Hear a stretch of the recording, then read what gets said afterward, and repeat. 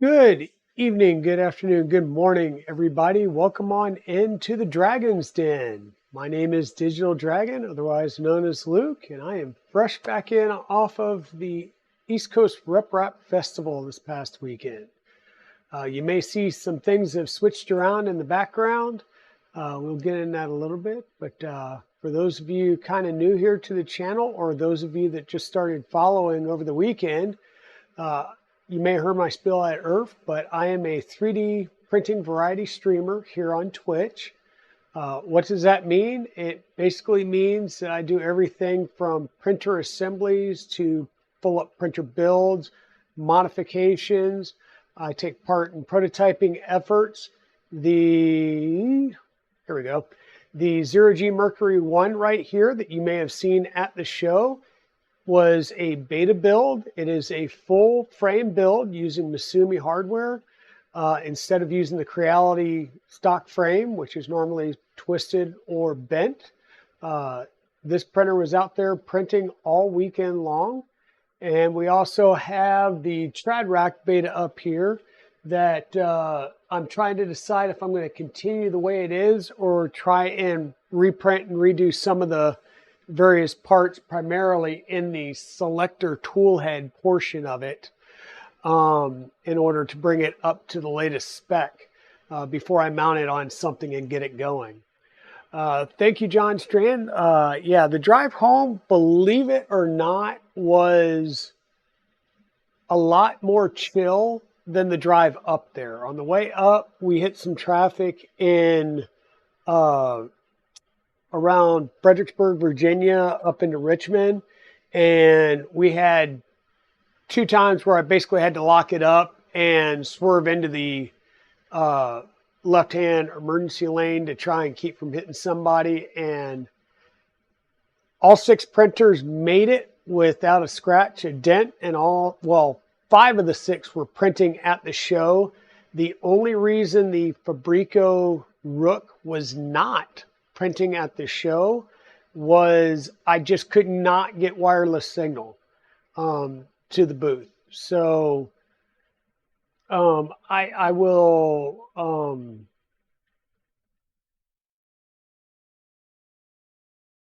trying to think. No, I don't have any type of map or anything, but let me see. Did I post one of the pictures on Twitter? Let me double check real fast. And if I do have a picture posted to Twitter, I'll bring that up and kind of show you the relation to everything.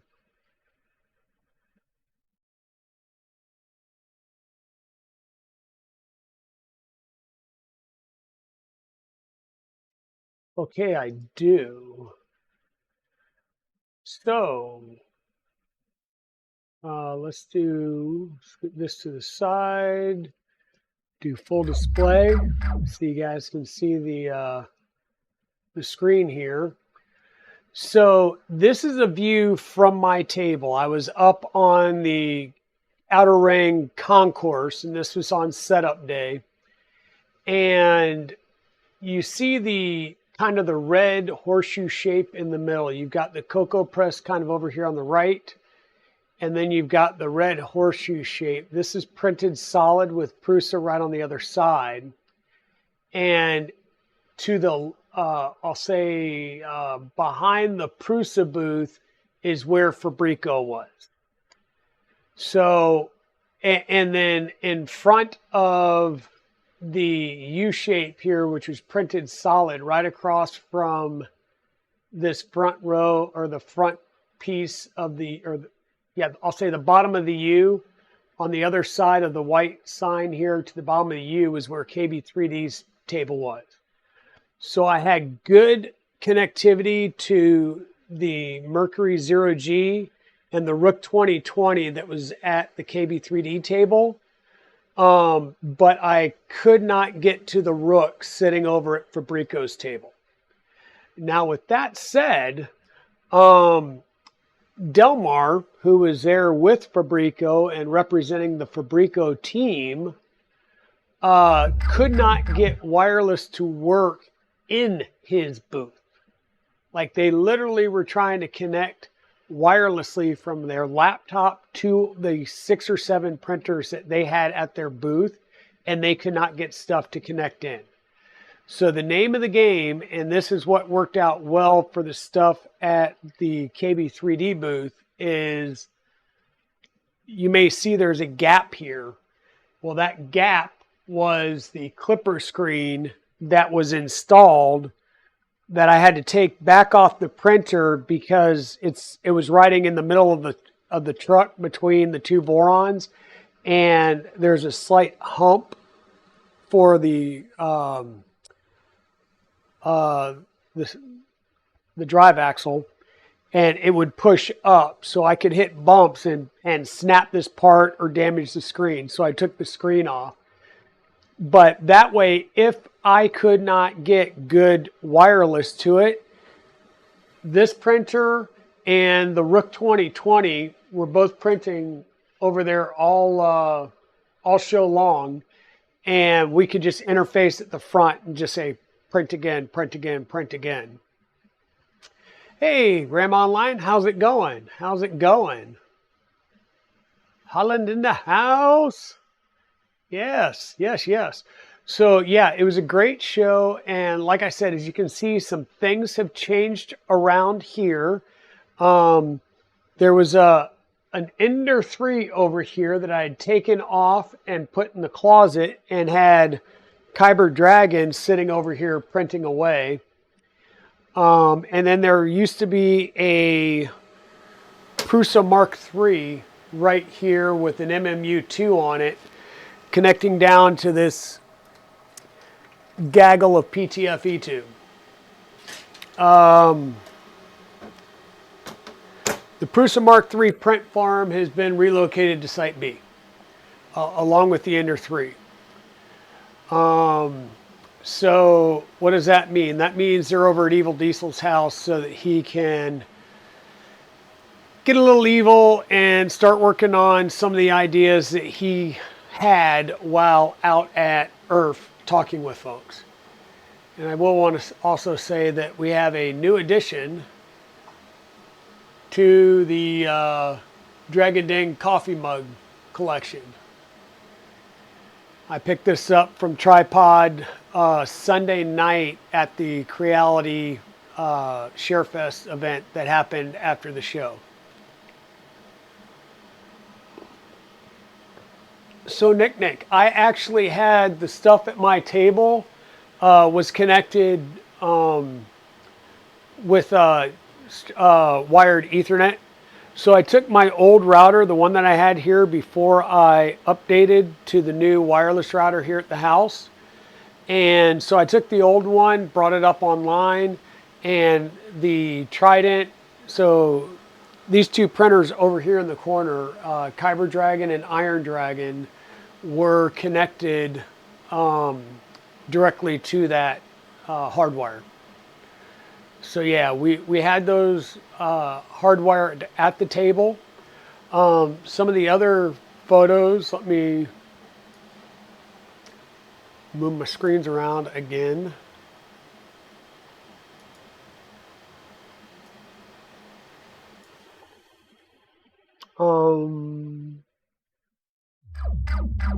So some of the other photos that we have here.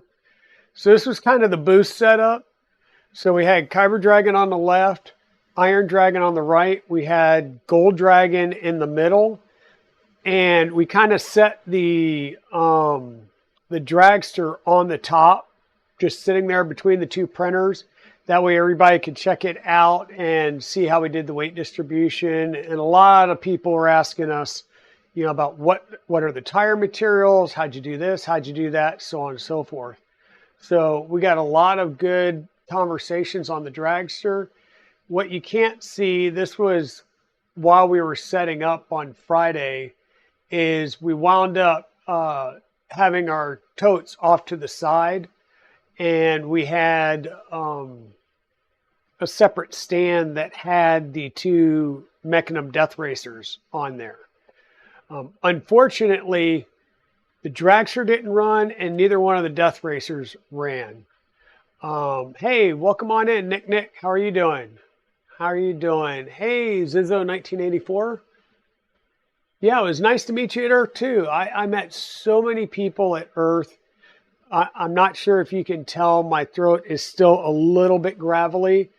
Um, yeah, hey, Eagle Brett, welcome on in. Welcome on in.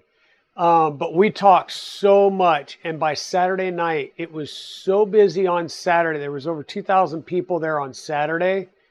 And between this venue and then going over to Ripken Stadium for the after party for the sponsors and exhibitors, and the amount of just talking and trying to talk over several hundred people being in a room, me and Evil Diesel both could barely talk the next morning. I do want to give a shout out to Chris and Chris from KB3D. We went out and had breakfast with them both Saturday and Sunday. They let me have two of my printers down there. And I know I was constantly sending people down to their booth as well as over to Fabrico's booth to see my other printers that were on display. Yeah, you saw my builds over at KB3D and Fabrico. Yeah. And it was crazy because I gave KB3D like a pack of stickers and a box of business cards, which was great because every time I went around to the Fabrico booth, the cards, stickers, and coins were gone. So it saved me from having to run all the way back to the other side of the venue and up the stairs to get more, having kind of pre-positioned a bunch of stuff over at KB3D's booth. You did get some stickers. Awesome, Thunder Keys. Great. That's awesome. Yeah, I was handing out stickers, handing out cards. We had various colors of the Dragon coins there. The two dishes you see there, we had Almond Hershey's Kisses in one and a hodgepodge of others, Hershey Kisses in the others. Kids love that. I will have to say, Gold Dragon found a new home at the show. Gold Dragon did find a new home at the show. K2 Kevin was just gushing and in awe of the printer builds and the printers I had there. And I gave him the choice of Gold Dragon or the Fabrico Rook kit, which was called Ragnarok. And he chose Gold Dragon. So Gold Dragon has found a new home and is destined to print off plate after plate after plate of K2 clips. So that's one of the cool things about the show. Yeah, it was an amazing show. In fact, if any of you follow Chris Riley, so Chris Riley, which is Chris's Basement, he puts up a camera at all these shows and just tries to get like in one of the corners and get a big wide angle of the venues.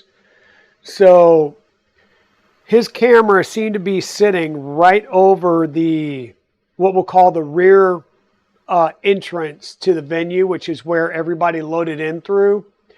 And if you're sitting there in that view, you're going to see the Death Racers immediately down on the left, and the the Creality booth right there on the right. Okay.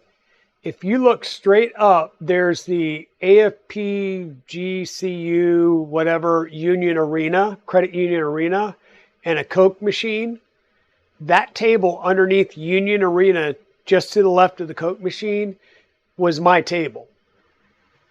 So if you just sit there and look at that time lapse and just see how much foot traffic came across that table on Saturday, you'll know why we didn't run a Death Racer or a Drag Racer that day. we just couldn't get away from the table. If I was away from the table, it was running downstairs to either, check on a printer or make sure cards and everything was out there. I may have also ran around and, did what I normally do. And yeah, we'll get into some of the stuff, this pile of stuff I came back with over here in just a minute. Hey, Stephen Poole, welcome back in. Hello, NGSir73, welcome on in. Welcome on in. Skyhawk281, welcome in. Yeah, we're doing good. I will tell you, it was a little bit rough this morning. Even though, we got up early, all through the weekend, because once again, we were meeting, Chris from KB3D for breakfast. So we were having to get up at like 6:30 in the morning to get cleaned up and meet them for breakfast at 7:30 to eat before heading over to the venue. Aberdeen Diner, great food, not the best coffee, right? I've had better coffee at gas stations that I would refuse to even go near the bathroom, much less use the bathroom in. I'll just put it that way. I mean, it was like colored burnt water is where we would go through. So we always had to leave there a little bit early to hit Dunkin' on the way into the show. Now, the good thing is apparently Bel Air, Maryland has nothing but Dunkin's around there. So we had like 6 options between the diner and the show to get more coffee. But hey, Chris, how's it going, my friend? Welcome on in. We've been showing some pictures and chatting some this morning. So Thunder Keys, did you acquire any new printers at the show?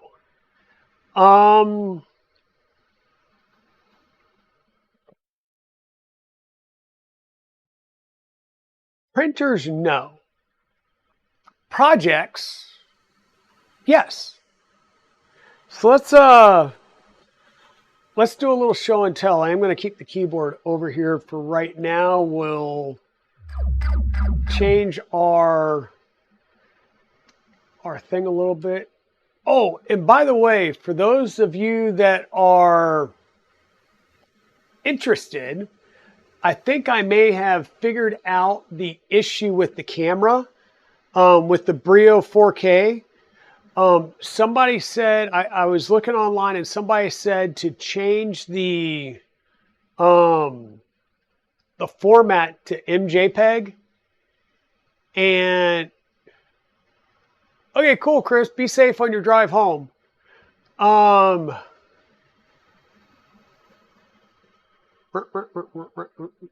on, let me get caught up in chat here.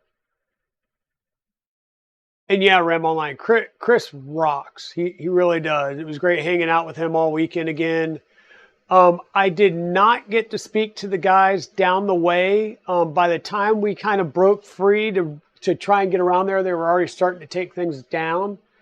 But that is an interesting idea, and I really need to find them again. So if you know who they are, or if you have any way of passing the contact, please put it in the Discord, because I would really like to look at that.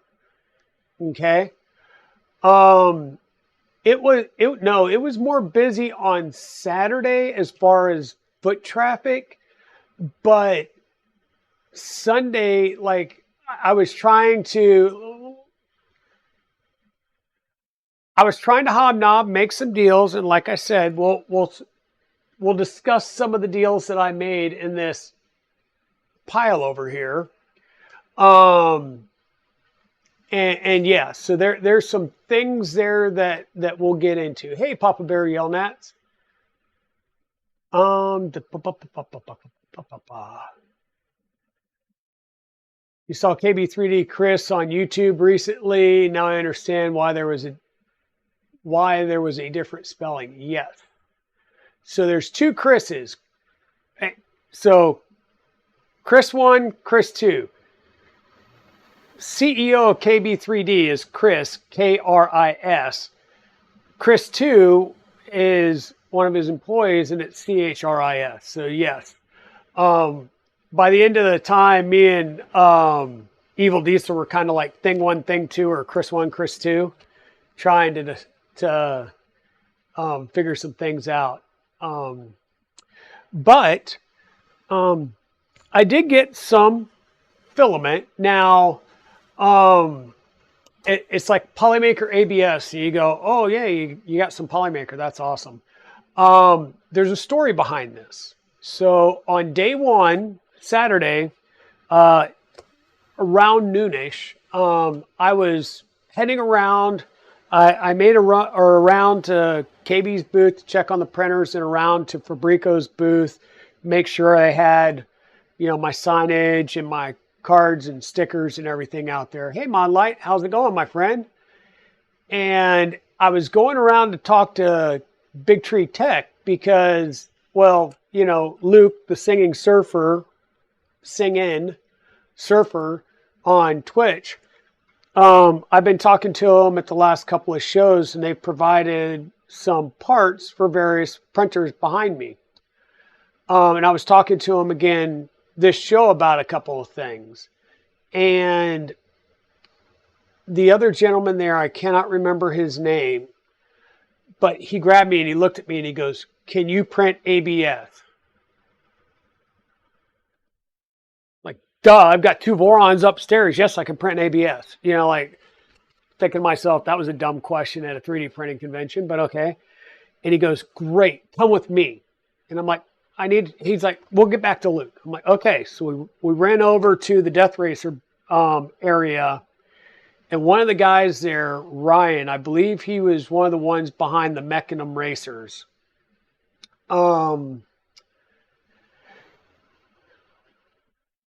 So they had a Teenage Mutant Ninja Turtle Death Racer, and his daughter ran it into the concrete wall in the loading dock and snapped one of the parts.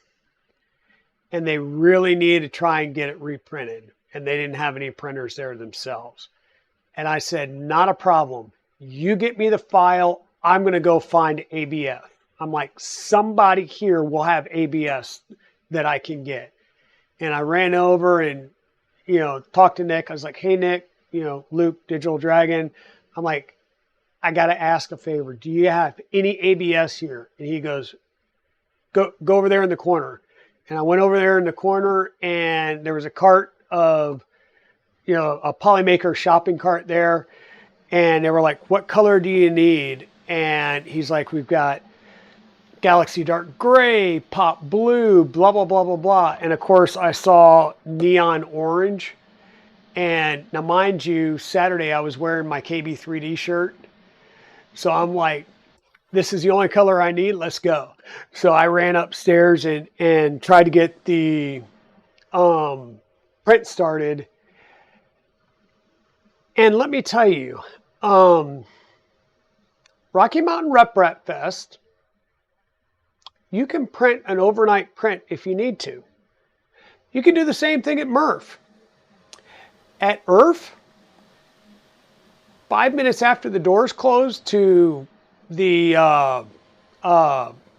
public, they start announcing the 5-minute warning. So at 10 minutes after the doors close, they kill power.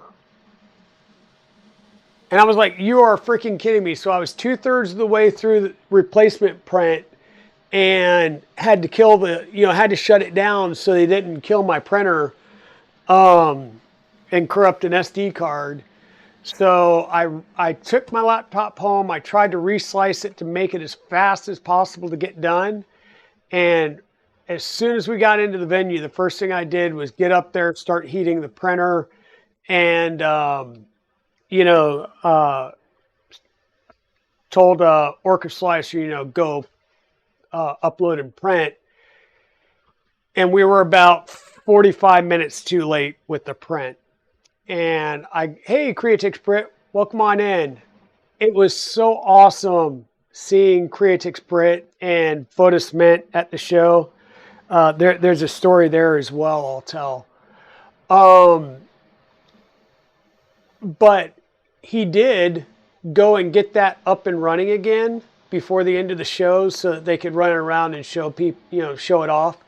Because like I said, it was a Teenage Mutant Ninja Turtle. I think it had it was like a trike type of setup. But I met Creatix Brit, and she made sure she knew where my booth was. So once she got into Lola on Saturday, she made sure to come up and see me and show off her Lola. And we got to chat about how she did certain things. And then we chatted some Saturday night at the after party. So that was awesome. That was so awesome seeing you guys there. Fotis Mint. I was sitting there Friday trying to talk with KB3D to figure out and get, where I was going to put printers on their booth. And Fotis Mint walked by, stopped. He turned around and looked at me. He goes, Digital Dragon, hey, how's it going? And shook my hand. And I was just sitting there like dumbfounded. I was like, the Fotis Mint just recognized me and stopped to say hi. I was just like, okay, that's it. The show's over. I'm good. I've made it. I've seen Creatix Brit, and Fotis Mint recognized me, and I was like, oh my God, this was awesome.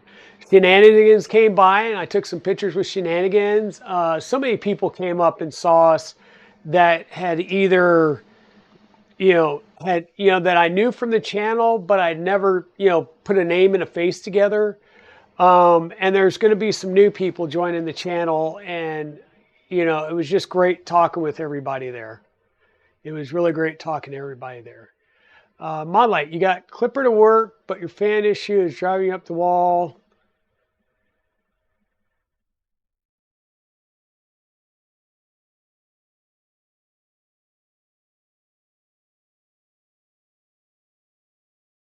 Oh, that is crazy shit. Modlight, are you serious? Those Winston fans are dead already? Because every single one of these printers running behind me are pretty much running Winston fans.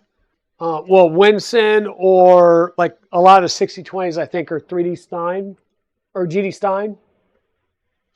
But I run a lot of Winston fans on my stuff. Yeah, like I said, it was really great to run into everybody. Oh, wow, Modlight. I am so sorry, dude. Shit. Let me see if I can't get you some higher quality stuff coming out to you, okay? I will get some higher quality fans and get them out to you. So yeah, so that's the story behind how I picked up some ABS, because I went to the show with nothing but PLA, because you're not going to run ABS on a Rook, and I had 3 Rooks, and then my 3 larger printers I was running PLA on as well. In fact, the Rook 2020, and when Chris gets home, he can vouch for this. Chris and the other Chris, Chris 1 and Chris 2. But the Rook 2020, I was running the Carmichael Chameleon file from the Toys for Tots campaign.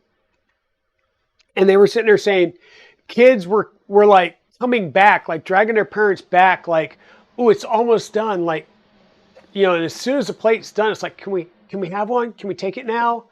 And so, I mean, those things were awesome. And I think it was Josh with Recreator 3D that made a comment on Twitch of, maybe next year we just print a bunch of the Toys for Tots toys and bring them out there and just kind of set them all on the booth so the kids can get them, because the kids loved them. They were going crazy for it. Oh, you said everything? You made Marble Run with, oh yeah, and Polymaker, that was pretty cool too. So they had a, like a whiteboard, like a roll around whiteboard easel type setup. And it must have had like the metal backing, so it was magnetic for the school. and they had different pieces for marble runs, so you could you can reconfigure your marble run however you wanted it, and like kids, adults, everybody was having fun. Yeah, you were printing. Yeah, so I've got boxes downstairs of penguins, chameleons, alligators, and dolphins right now. And now that I'm back from the show and there's nothing else, it's like I've got a lot to go on back here that can start running. But so that was the story behind the filament. Speaking of Josh and the Recreator project, this is one of my acquisitions from the show. This is the Mark V Kit Mini.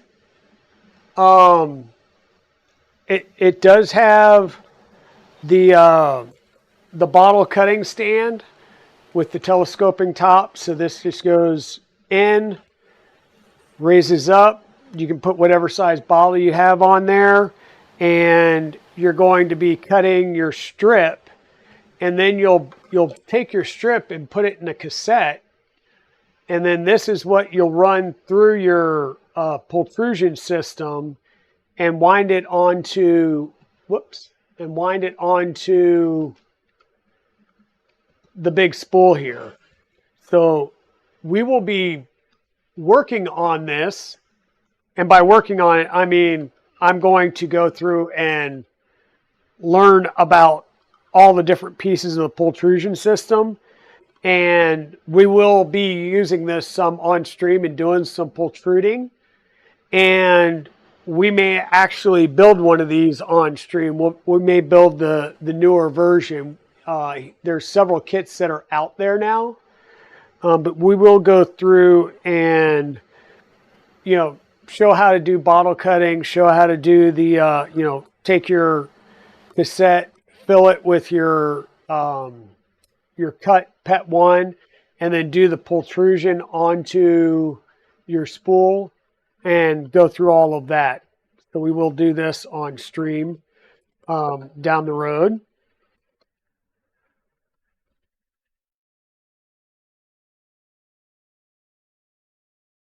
Oh, what we got? Let me check on a couple of things. You got Clipper running. Love the firmware. Was great. You had to switch back to Marlin and thinking Clipper was the issue, but I think it's it's probably just the fans itself. Oh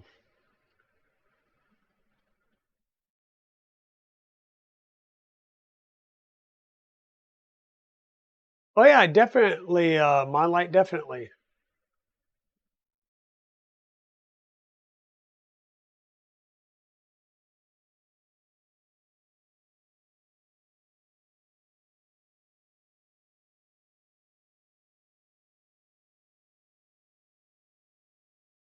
Okay, I think I lost the train there, Ram Online. So you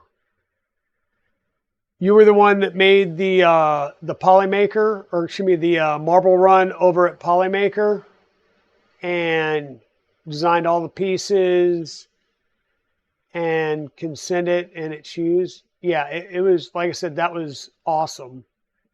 Every time I walked by, somebody was over there playing with it and reconfiguring it. Did you see their prototype extruder? Shenanigans, was that the prototype extruder to replace the Creality one here? Somebody was telling me about it. I did not see it. I felt really bad. I talked to Josh 3 or 4 times, and I talked to Rob Mick a couple of times. I almost came home with the Baby Belt Pro, but somebody beat me to it as well.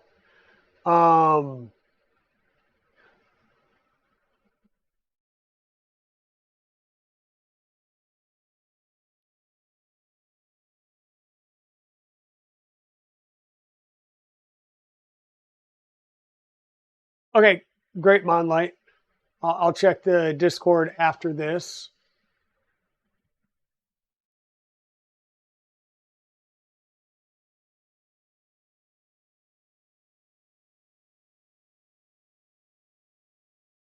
Okay, cool. Cool, Ram Online.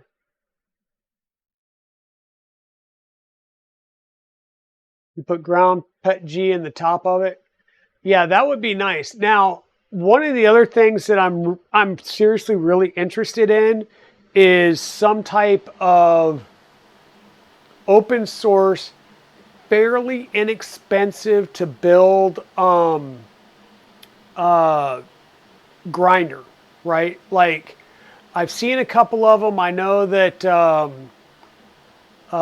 Teaching Tech did a video on one at one point, and he was grinding up his old prints and the skirts and failed prints and all that, and then running that through an extrusion system or using it to feed into his injection mold machine at his house. I'm looking for something where, yes, I know I would have to set up different bins so that I can sort my PLA from my PETG, from my ABS, from my ASA, but then be able to, at the very least, grind them down to a point where they're going to melt easier, and then either look at some type of home extruding system or at the very least, do some molds and melt them down into other things. Like maybe I can make thin sheets of them that I can then mill on my CNC or do something like that. Just something other than just making it waste, So this is one of the things we'll get some more content on in the stream. We're going to have to do a little bit of research on that. I do want to say, so I also went and attended the Creality Share Fest at the end of the show. So we went out to the Creality Share Fest, which was pretty nice.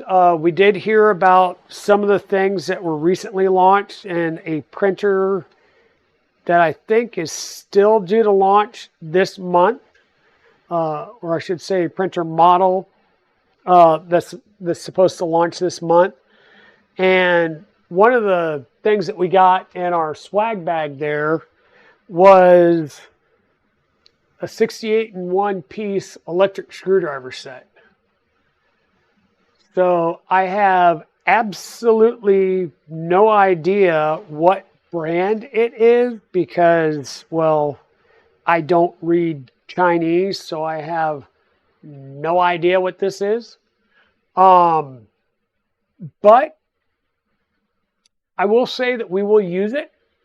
Both me and Evil Diesel got one, so at least one of these is going to be thrown in our show box, because I'll tell you what, having to take this panel off to mount the screen, this panel's got 16 M3 screws in the bottom of it, and it's just like, where if I had an electric screwdriver, would have made it go a lot faster. But yeah, that, and if you have to do some maintenance on a Death Racer or something, at least something that's electric would go a little bit faster trying to get a bunch of the screws out. I don't know if it's going to be anemic or, how much torque or something it's got into it. I mean, it's got some heft to it. The box does. So we'll see. We'll see. We'll use it for one of the builds that we have coming up here on the show.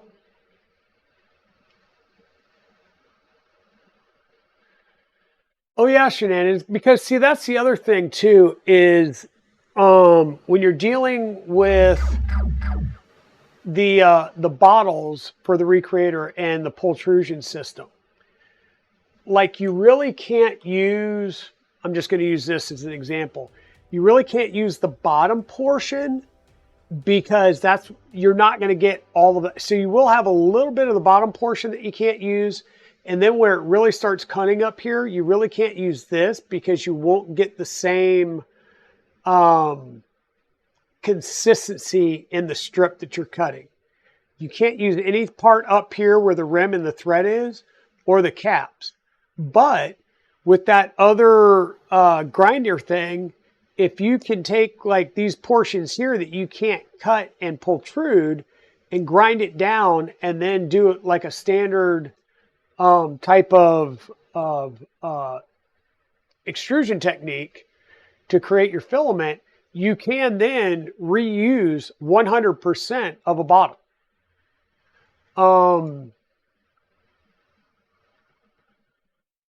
Wish you could find one of those and use your phone to find out what it means. Yeah, I'd have to find a translation thing.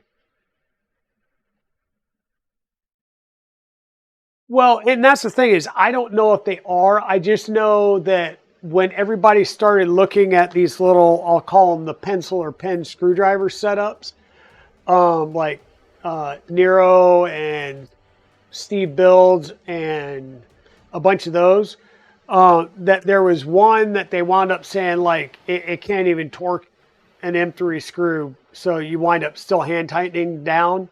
And then there was others that if you're not careful, you're going to break parts. So you got to, you know, so, and I know some people are talking about the Hoda right now, but who knows? Hey, Jerry 3DP, how's it going?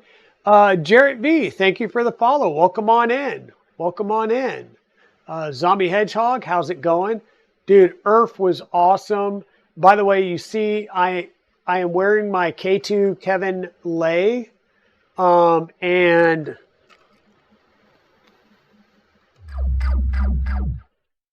he went so far as to make me a custom, I'll say, pendant for the lay. And Zombie got one, and Pezla's got one. So a lot of people, he was making these one-off customs. So this is really awesome. So I had my coins there, and then he made this. And apparently, I think he was doing these on his bamboo. Oh, wow, you're at the DC airport still heading back from ERRF. Oh, wow, Jarrett. Well, stay safe and hopefully you have a good plane flight. I'm not sure where you're going or how long it is, but yeah, ERRF was awesome. We spent most of the drive back on Sunday drinking hot beverages and sucking on cough drops to try and get our voices back. Yeah, you were extra special, Zombie.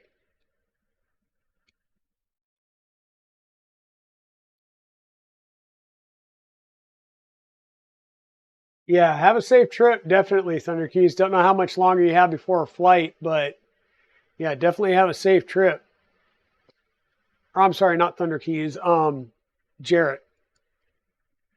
Telling you, I'm kind of still there. I'm going to be mixing up names. Hell, I thank Ram Online for stopping by and giving me a cookie because I hadn't eaten all day. And Ram's like, yeah, I wasn't there. And this is Sunday night, mind you. Like after day 2 of the show and then going to the Share Fest, I'm sitting in the hotel, trying to stay awake, nodding off, trying to send messages to people. And I'm like, okay. All right, Mod Light, take it easy. Thanks for stopping in and let me know, and we'll figure something out. We'll get you some better quality fans, my dude. All right.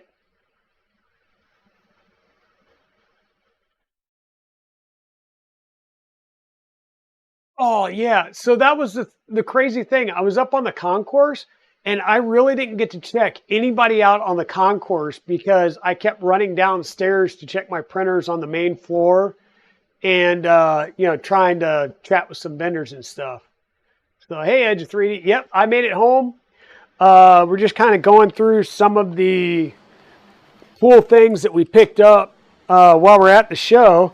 And I'm glad you're here because one of the cool things we picked up is this box right here that we picked up from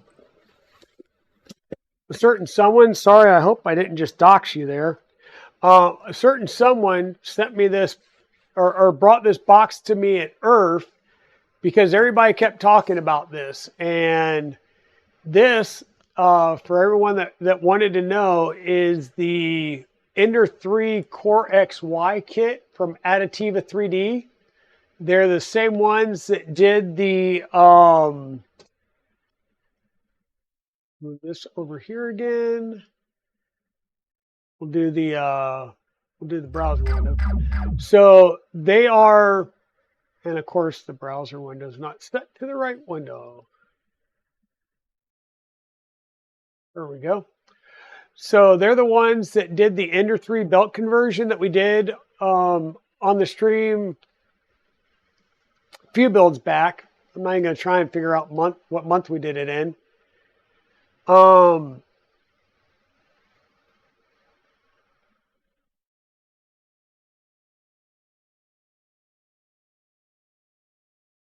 got it. You made it in at 3 a.m. this morning. Oh my gosh. Yeah, luckily we had about a 6-hour drive and we really didn't hit any major traffic. But I'll tell you what, on the way up there, we locked the wheels up twice and almost got in an accident once we were up around the Fredericksburg, Virginia area and then on up. So, you know, we didn't get in the accident, but a little dicey, and it scared me having all the printers, but all 6 printers made it to the show. All 6 printers work and ran. On the way back, you know, we didn't have as much traffic, which was great, but we did pass an interesting accident, which was an SUV that rear-ended a truck and was like the entire engine bay of the SUV was on fire. And people are still just driving around it. I'm like, I wouldn't be driving around a vehicle that's on fire. Don't know about you. They kind of go bang at some point. But yeah, glad you made it home safe. Yeah, shocked am I to hear about traffic issues around Fredericksburg. Yeah, my brother lives there, and he was trying to get me to move there when we left Colorado and came out to North Carolina. And I'm like, no. Like, no. I'm not even going to think about moving to Virginia with the traffic and dealing with beltway stuff. I'm like, no, I'm good. So we got up Monday morning.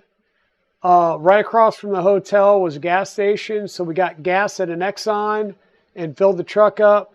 Filled ourselves up at Dunkin' Donuts and hit the road. And I still have like, I don't know, a quarter tank of gas in the truck. So, oh, hey, Jarrett, thanks for the subscribe. Thank you much.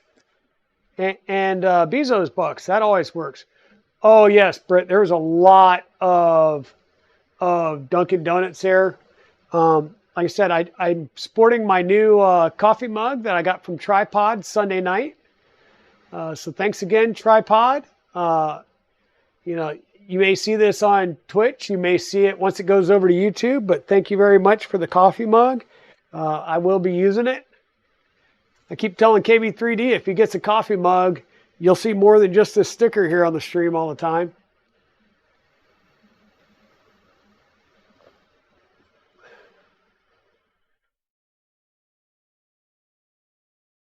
Yeah, I was going to say, when I first got to the show and I saw the Twisted Tea sitting there, I looked at Zombie and I said, okay, the Twisted Tea made it. Is it working yet? And he goes, not yet. But I do have a video. It was working before the end of the show. So that was awesome. And yeah, Britt, like I said, thank God for Dunkin' Donuts, because one, apparently up in Maryland, they're all over the damn place. Like, I think I passed 6 of them on the ride from the hotel to the venue, right? And Saturday and Sunday morning, me and Evil Diesel met Chris 1 and Chris 2, KB3D, at the Aberdeen Diner for coffee, or for breakfast. And we can't even call it coffee. Like,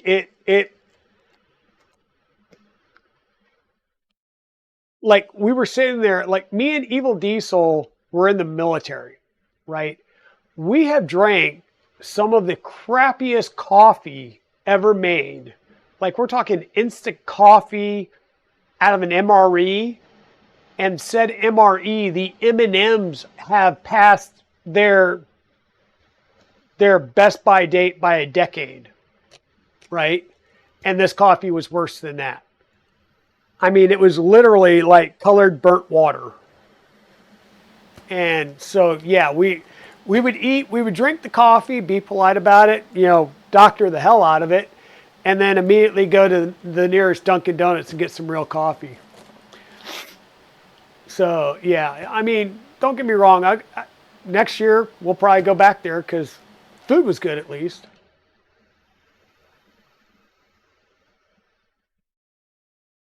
And now that part's empty, so we'll just move over. Yes, yes, we did get the Dunkin' stream run. Mrs. Dragon's taking care of me for now. I say for now because she leaves next Tuesday, and while I'm thinking of it, there will be a slight change in schedule next week because I'm apparently going to be in a three-day offsite at work, Tuesday, Wednesday, Thursday. So we'll have to figure stuff out for streams. But this is the Adativa 3D kit for the CoreXY conversion for an ender. So we've got another H2V2S. Yeah, we will be giving this one away because there may be an H2V2S Lite here tomorrow. Oh, that was the nice thing, Nick, is they let us bring in breakfast and coffee. So there was a lot of Dunkin' Donuts and coffee and Dunkin' coffee there. We got the SKR Mini E3 V3, and we are going to double check. Oh my God, did you keep the rubber ducky? Oh no, you didn't. Okay, we got a rubber ducky, so we'll have to add that to the collection. We will add that to the collection. I'm pretty sure Scott does not need any more rubber duckies, by the way.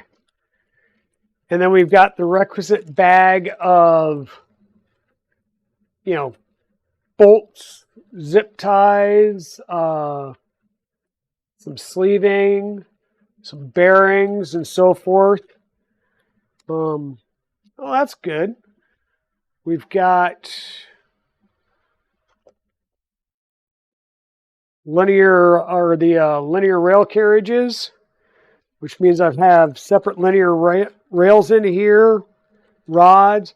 All of the parts are anodized aluminum. No. I'm sure, Edge of 3D, we're good. We're good. Yeah, and so this is what I really like is all of these parts are very, I mean, the packaging could use some love, but I tell you what, the quality of the anodizing on these parts is really good. It looks really good to me. So we'll be putting this back away. Like I said, once we're done with this build, we will do another giveaway for the H2V2S.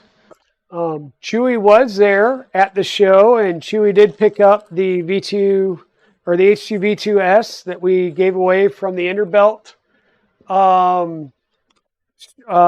build. So he did get that, and then he brought me a box of joy. And when I say a box of joy, I mean a box of not random, it's for a 2.4, but I got a 2.4 frame here. I've got some LDO rails that are sitting in here loose. You know, they were properly lubricated, as you can tell by the hole filled with EP2 that is now all over everything in the box. So thank you for that, Chewy. I love you. Don't worry. We'll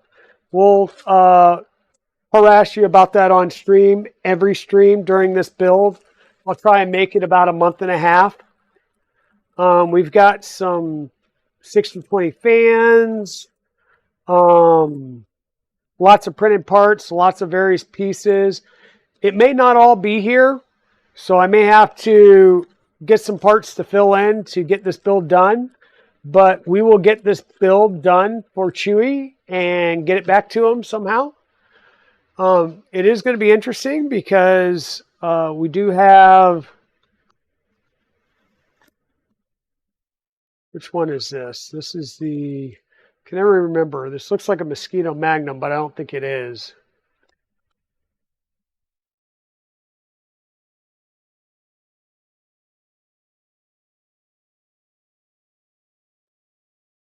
We do have a hot end for it.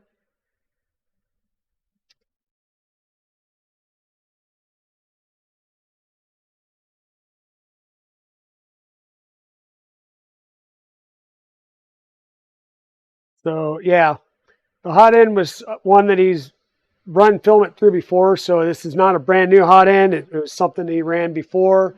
I do have a CAN bus, an EBB 36 CAN bus tool head board here. So hopefully there's a UTC in here somewhere. But yeah, I've got to go through and kind of do an inventory of what's in here, figure out what else I need, and then get some stuff on order so that we can do this build. So the first thing up in the hopper of the build is going to be the Ender 3 conversion. And then afterwards, it'll most likely be a V0, because I have a V0 kit that I came home with that I need to build. And then by then I should have all the parts I need to work on this.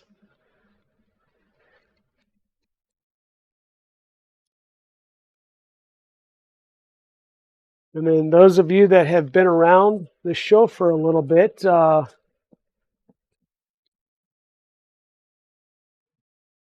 yeah, this will be fun. This will be fun. Yeah, we'll have fun with this. This will be good.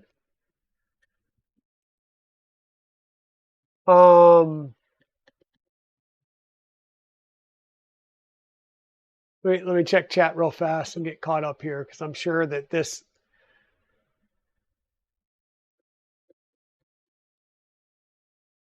Oh, wow. One of the special ones from ERRF that you hid from Zombie? Yeah. So who supplies this kit? Shenanigans, which kit? Are you talking about this box that I have right here? This is a set of self-source parts that Chewy brought to me at the show. It was really weird because, you know, we did no pre-coordination, and I was expecting to have to run out during the show when he showed up to swap it between vehicles, and come to find out he was staying at the same hotel as we were. So we were able to enjoy the show all day and then get it from him that night. Yes. So the Ender 3 CoreXY is from belt3dprinterkit.com, Adativa 3D, and yeah.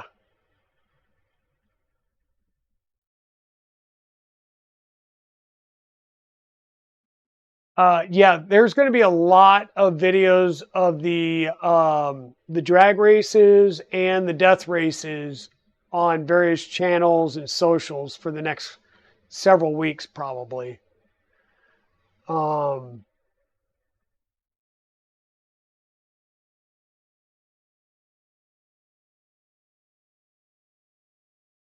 Yeah, it looked like the it looks like a clone of a mosquito, actually.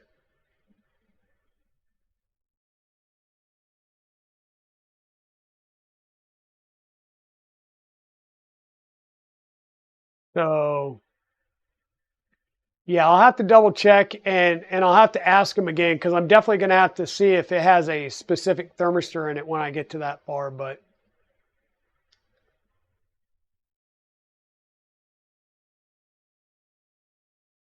Yeah, Golden Oat cereal. So apparently some of the parts in here came from his buddy in Taiwan. So yeah, I looked at the fan and I'm like, I have no idea what the brand name of that fan is because once again, it's in Chinese, so I have no clue. It'll be, this will be an interesting build because like I said, I'm going to have to go through, inventory everything, see if there's stuff that I have here that can fill in, and then figure out what else I need. And then go back over to KB3D and say, hey, here's the list of stuff I need, and get it from there. So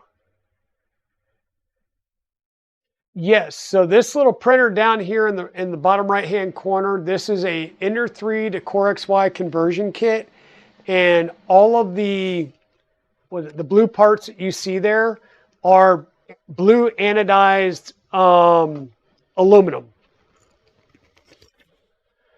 So, and then the other thing we got at the show, so once again, we'll do the Ender 3 kit first, because that should be a fairly quick build. I mean, it's an Ender 3, and I've got 2 Ender 3s sitting downstairs in boxes.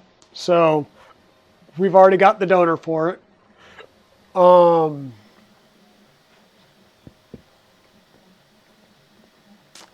And then KB3D Chris gave this to me before I left the show. This is a LDO V02 S1 kit. It's a red frame and has the Revo blue nozzle to it. And I will make a comment that, you know, hey Chewy, this is how a printer is supposed to be packaged. So, you know, you've got nice packaging material. You know, I'll give it to you that you don't need the document packet with, you know, the serial number and all of that. I'll give you that. But, you know, things like your bed should be properly, you know, this is panels, your bed, your hot end should be properly, you know, coddled. Oh, by the way, there is a Mike 6 bed somewhere underneath that loose frame and loose rails and the loose motors. And so, but it all got here, so that counts. Dude's going to see this on VOD and he's going to be like, dude, and I'm going to be like, well, you know, I'm going to bust on you a little bit. I got to. Oh, hey, Zitzo. Yeah, love that Golden Oat serial printer. Yeah, Chewy's was a much more eclectic packaging. There we go. Yeah, real men throw everything into a box, but real men don't. Okay. I'm going to do the Nero thing here. Real men don't lube their sticks and then throw them in a loose container where they can knock off the end stops and let their balls loose all over the box. I'll just put it that way. Yeah, I'm looking at those, and if they weren't LDO rails and carriages, I would be really apt to not even mess with them and just throw them away and get LDO linear rails. But they are LDO linear rails, so we'll check them out. We'll clean them up. They should be okay. I think all of the carriages are on those said linear rails, so we should be good. The nice thing is if they were these little rubber grommet type of stoppers, they would have been long gone, but they're not. They're the there's these ones that clamp into the grooves on the side as well as to the screw holes. So they should have stayed in there with no problem. Yeah, I know. I need way more zoom. Yeah. Hey, I'm lucky this camera's working right now, and I figured it out. Apparently, leaving it to just say pick the defaults is not a good idea in OBS.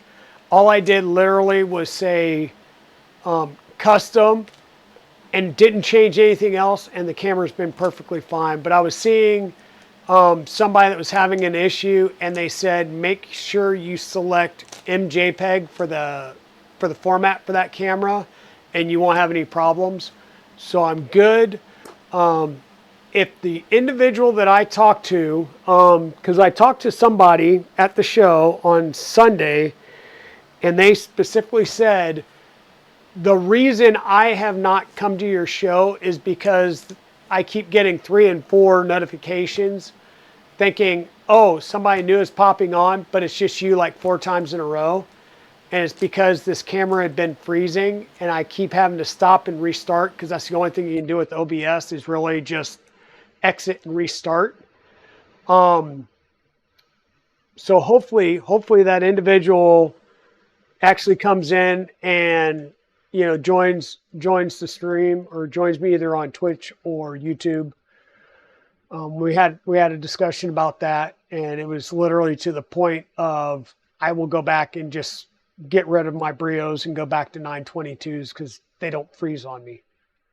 But loose lube, so everything's getting greasy in there, which is going to be great. You're going to see me with the gloves the next time I get in there. That was a contender for clip of the year. Oh, I bet Eagle Brett. I bet somebody's going to clip that. And I bet you if Free Heathen was in here, he would have clipped that. Am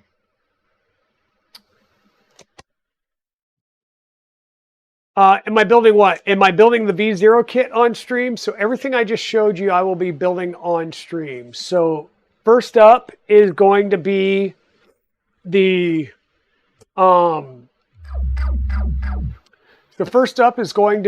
Ender 3 or the ERRF2023, the ERRF2023 CoreXY conversion kit, which is in this top smaller box here, that requires an Ender 3 as a donor. We're going to do this one first, okay? Then after this one, we're going to work on the V0.2 kit,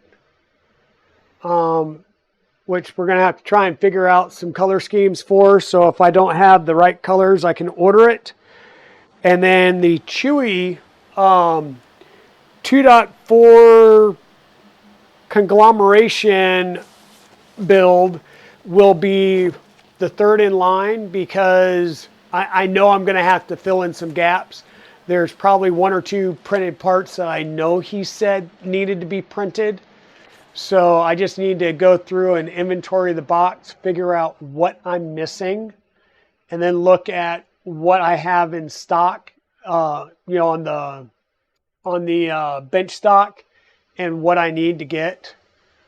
Luckily, I was sitting there going, I think he said he definitely needed Z motors, because originally he was going to take the 2.4 frame that he had and try and build it as a Trident. Not a good idea, guys. Go get a Trident frame if you're going to build a Trident. But then he decided, no, he wants it as a 2.4. And the motors that are floating around there loose that I've seen are stepper-on lines. And luckily, I've got a box of stepper-on line motors sitting over on the bench stock. So I may have all the motors I need. It's just what else I have. Now, if LDO Motors Jason wants to make me a deal and send me 4 Galileos for a Galileo Z, that would be kind of cool. But I'll have to talk to, well, and even if he doesn't make me a deal, I mean,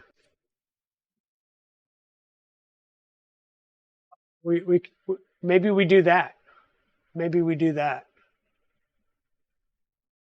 Hey, Royal Nomi, how you doing? Hope you're feeling a little bit better today than yesterday. I know you're still on the mend, so definitely don't push it. Don't come back and stream just to think that you need to stream so you don't lose us. We will be there for you. Trust me. Yep. Still some limitations, but good. Yeah, doing the 4 Galileo Z's would be super cool, because then you wouldn't need the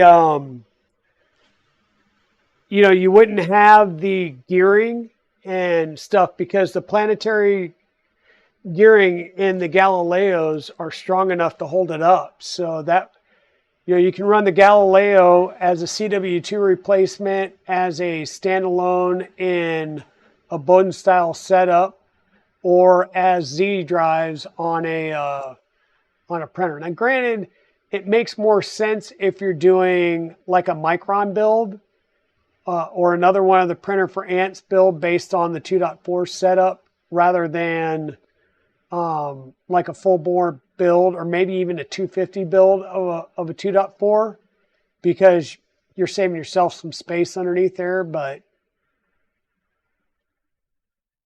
yeah, it is so great to see everybody in here. I've seen some people that I haven't seen in a while, like Eagle Brett. We've missed you for a little while. Oh, hey, Nick. I didn't even realize that was you that made that comment. So yeah, we're going to be building this 0G, or the Ender 3, then the V02, was it the LDO V0.2 S1 kit, and we'll be building that pretty much stock, and then we'll have the 2.4 build for Chewy, and those are, those two Voron builds. I will refer to them as sponsored or commissioned builds, right? As in, they will not reside in the Dragon Den. And for those of you just coming in and joining in that did not see me at Murph, I'll kind of do my little intro spiel. So welcome on into the Dragon's Den. I am Digital Dragon, aka Luke. I am a 3D printing variety streamer here on Twitch. What does that mean? It means we do everything from printer assemblies, sort of like the Flying Bear Reborn 2 over here, to printer modifications, like just about every printer in the Dragon Den except for the Mark IV down here. There's been no mods to that. It is still running stock firmware, the whole 9 yards. To full up printer builds and prototype builds, such as the trad rack that is sitting right here on this 2.4, and the full frame Mercury 1 0 or 0G Mercury 1 behind me that was at ERRF. You will notice some changes here if you are a long-time stream viewer. This corner, which is now Voron Alley, used to have an Ender 3 and a Prusa Mark III with an MMU2 on it. Both of those are now over at Evil Diesel's house, aka Dragon Den Site B. Yeah, so him having 3 Prusa Mark IIIs now will really help with some of the projects we're looking at bringing to Rocky Mountain Rep Rap Fest. We're thinking about possibly redoing our mechanisms. Well, we're going to have to redo some mechanisms because neither one of them ran at the show. They were there, they were present, they looked great sitting on the stand, but neither one of them was in running order because of various quality control issues with the Pololu motors and gearboxes. 3 of the motors shredded the gearboxes on first startup. Like one of them literally went to dust. So it's really weird. So he wants to rip all the Pololus out and go to brushless motors. So I told him, go for it, send me the bill. No big deal. The dragster was functioning. It didn't run just because we couldn't get away from the booth to make it down there. So also at next show, we may have a third person at the booth that will allow at least one of us to leave to go and drive various fun things around. So, hey, John Strand, welcome back from lurking. Welcome back in. Yeah, so a lot going on.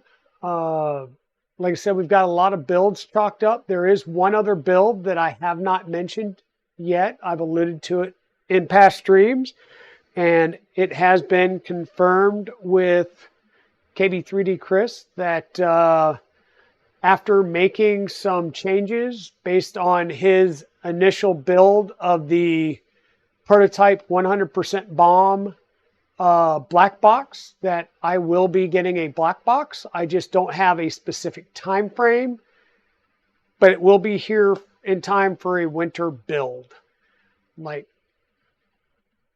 a month to 2 months away probably. So Thanksgiving Christmas present from my good friends at KB3D will be a black box build. And I was kind of joking around with them that we know it's going to be content for a while. It's going to be an in-depth build because it's not just, you know, building like a Voron. It's got, you know, water cooling, 5 tool heads, which means it's going to be, well, I'll say more like a Voron X, or excuse me, like a Prusa XL where you've got multiple power supplies, the whole 9 yards. And it's going to be running Duet electronics. So it's going to be a little more in depth. I'm going to have to figure out some RepRap firmware, do a little research between some streams. I am doing a black box. Yes, Zombie. I will be doing a black box here on stream. And yeah, I was kind of joking with him that I may have to take a break because that's going to be some big content. And I said, you know, I may have to take a break and do something small in that build just to keep my own sanity. You know, something small, maybe an NXK3 or something.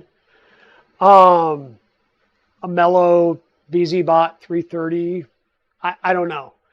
But I will look into one or those 2 other things. And I am joking about that being the simple break in a black box build. But yeah, it was pretty epic. He had, you're aiming for a 2.4 350 tap changer light.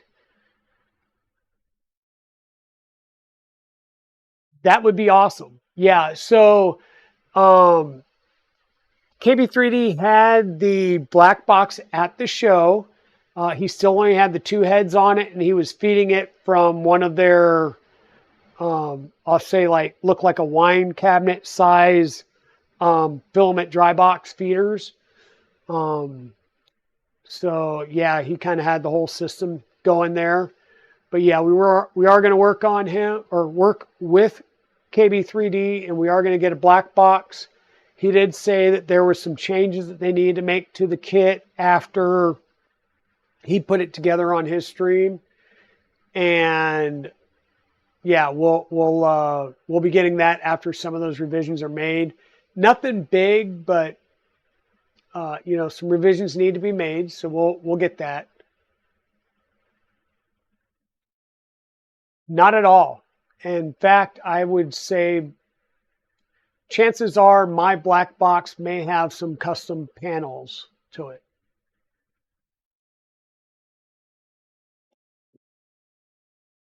Okay, let me rephrase that. My black box is going to have some custom panels because I'm going to ask him for some custom panels.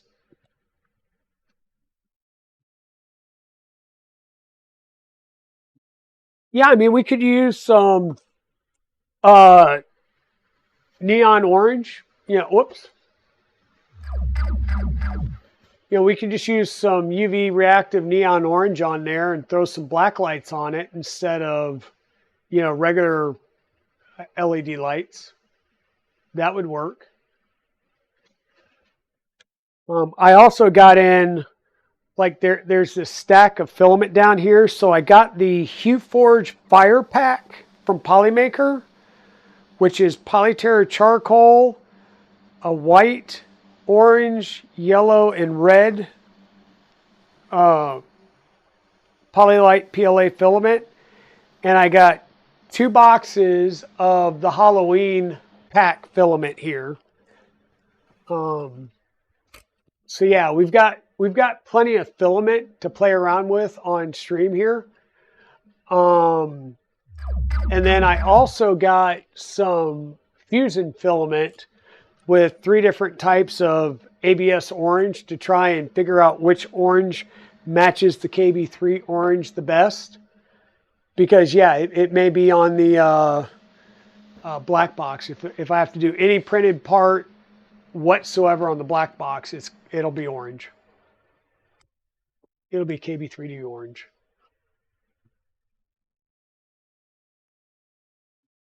Yeah, so once again, we've got the Ender CoreXY, the Voron B02, the Chewy box, and then we'll have a black box. By the time those 3 builds are done, there will be a black box here. So those are the next 4 builds that we have going. And at the same time, like I said, I'm still really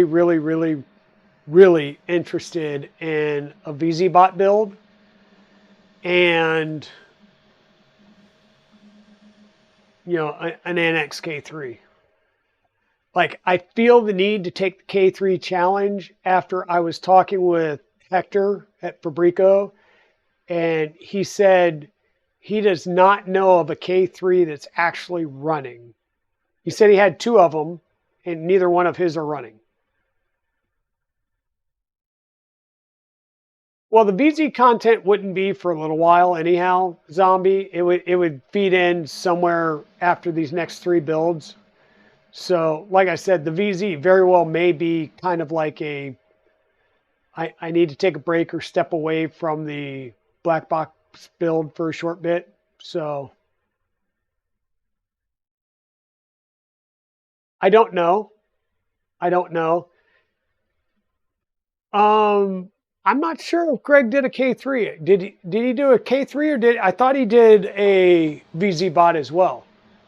So I think Greg Huber did a VZ bot, Nero did a VZ bot, and then Modlight or Modbot and Steve Builds did a VZ bot. I know Golden Jaguar has some K3s.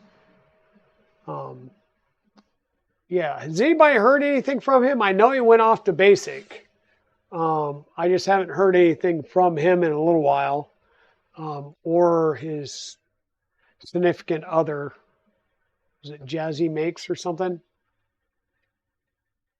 Yeah, that's what I hear is it's a rough build. And I was looking at the K3 earlier before the stream, and I didn't realize that was like a 180 by 180. Yeah, Golden hadn't streamed in a bit because he went to basic training. Like, until he gets done with basic training in tech school, he probably won't stream. So he's got 3 to 6 months where he's not going to be streaming. And that's just the way of life. He's not going to have time until he's out of tech school. Yeah.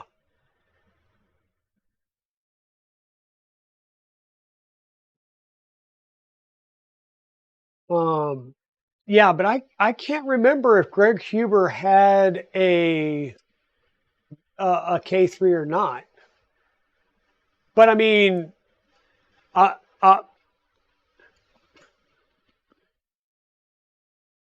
where are we at? Where are my boxes at? Here we go.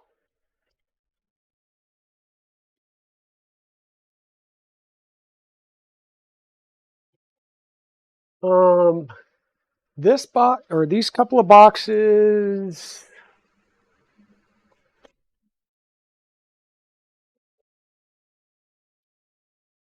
I'm missing a box somewhere. Nope, there it is. Oh yeah, and the other thing that Chewy gave me, he handed me this, and I was like, okay, well, what the hell is this? And he goes, it's an octopus. I was like, no, it looks like a box, but it is an octopus. Yeah, this may be an original octopus because it doesn't have a version on it. But it's an octopus with 5 TMC 2209 drivers on it. One of the drivers is missing a heat sink. And I believe he said this is a Raspberry Pi 4 on the cover. So I told him, okay, you're good with it coming back with a Raspberry Pi Zero? Yeah, I don't know what this came out of, but So yeah, I figure I've got a few. Come back over to this view. I've got a couple constellation supernovas, and we went through this the last time. I think this is the Nebula is the name of this. So we got the supernovas and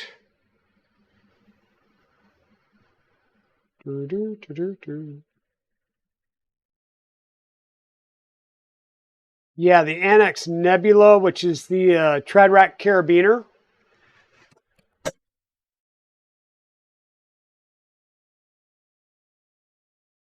Well, it's a good thing I've got the wires on order and stuff because that just broke that off. That's nice. So yeah, so basically the Tradrac back there, if I build a K3, the Tradrac is, you know, would go on the K3 definitely because, well, it's designed to. So I've got those parts for, oh well, hell with it. That I picked up that, I mean, the Annex boards can be used on just about anything. Whether it's the K3 or even a Voron or anything else for that matter. They're just special made high power capable boards.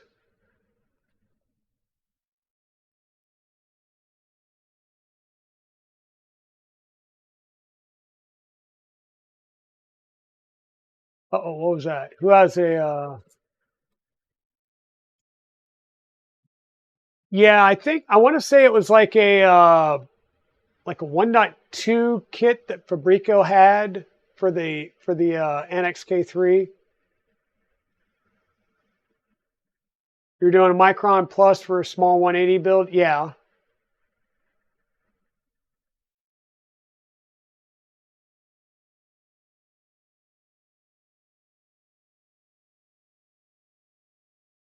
Need to see when Dan has the Micron Plus kit ready.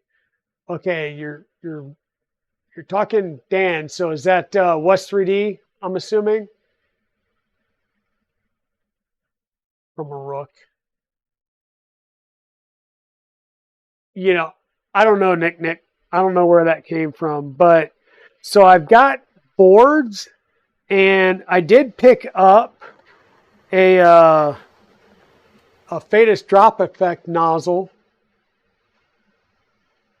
And by the way, I've said this before, and I'll say it again. Any show that you go to, if you can only attend one day, attend the last day of the show. Why? Because they'll make even better deals. Just saying. Just saying. Because a lot of them don't want to, you know, if they don't have to ship it home or carry it home, it's better for them. So yeah, the last day is definitely good. I will tell you that that one picture that I showed you of this one, yeah. So this one picture that I showed you will be full display. Well, let me zoom in. Not easily. So the printed solid booth here, they had filament boxes stacked all the way around that U. It was gone shortly after lunchtime. They were selling Prusa PLA and PET G, all spools, $15 a spool. Not 15% off, $15 a spool. And it was gone. And I was sitting there going, oh crap, what are they going to do the next day? And they apparently ran another truck down and didn't have a full table, but they still had some there the next day. But they were bringing it in on pallets like towards the end of the night. I think after everybody had left for the night.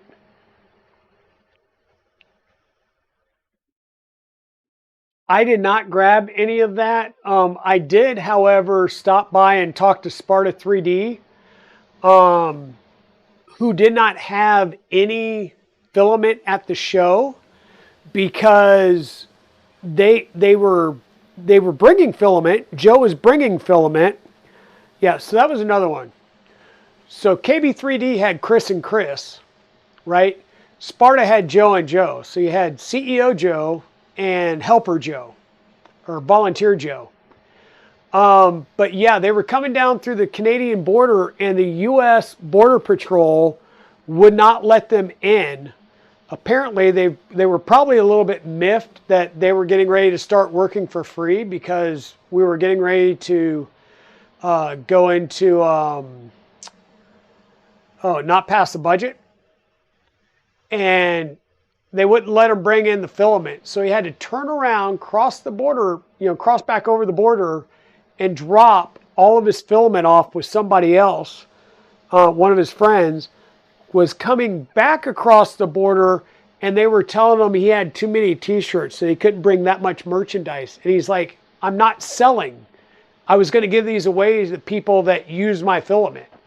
And apparently he had to leave some of that behind as well. So I wound up, I bought some filament from them online, which is, I think their special was buy 4 spools of their Sparkle ABS and get a roll of the Sparkle Mud Brown ABS for free. So I sat there right on the spot and ordered filament. And yeah, 15% off the month of October. Or like I said, you can get the new Mud Brown Sparkle for free if you order 4 kilos of Sparkle filament. And apparently I'm going to get a roll of the purple PC ABS that they were printing on the one printer that they had there.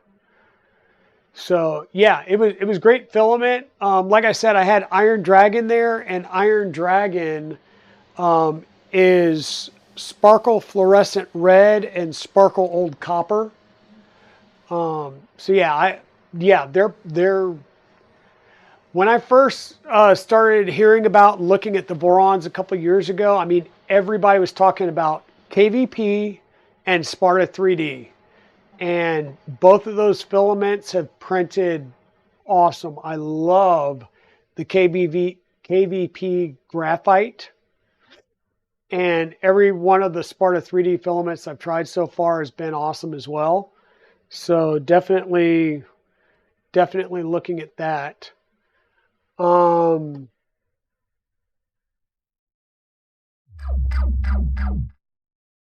try it in Sparkle ASA Fluorescent Blue and Obsidian Black. Nice. Yeah, I think I got Obsidian Black and one other black and something else. I can't even remember.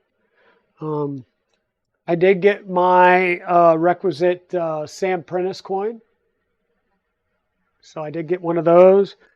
Got a ton of stickers from the show, whether it was Recreator3D.com. Here we'll switch over here and I'll just kind of lay some of these out. 3D Print SOS. There's this, I don't know, this colorful hedgehog thing.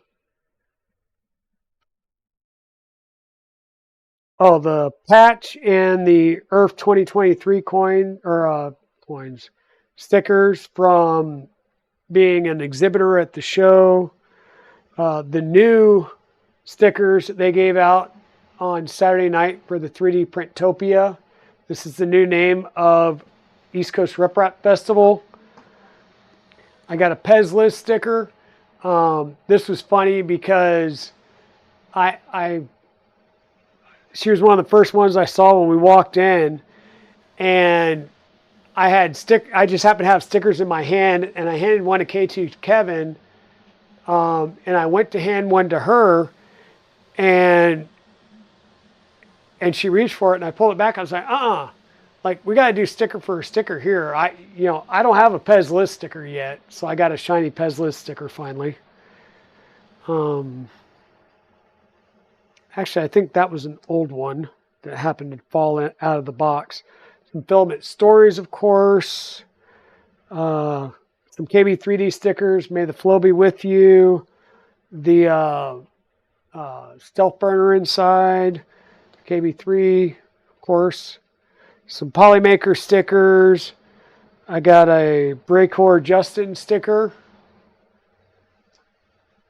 I got one of the new cool LDO stickers. These are really cool looking. I really like these. This is another one from Filament Stories, which kills me because it's the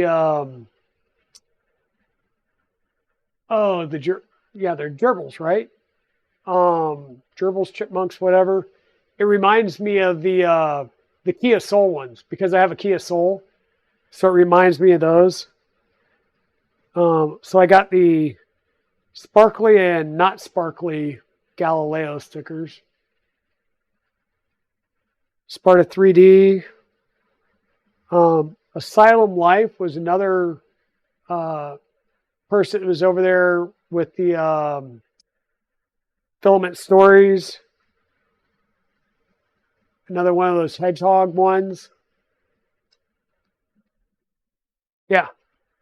So I got a few stickers, and the reason that's important is because like I said, I will be reprinting a drag racer body, and all of these stickers that I got from the show, I'm going to try and get them all on there in some way, shape, or form.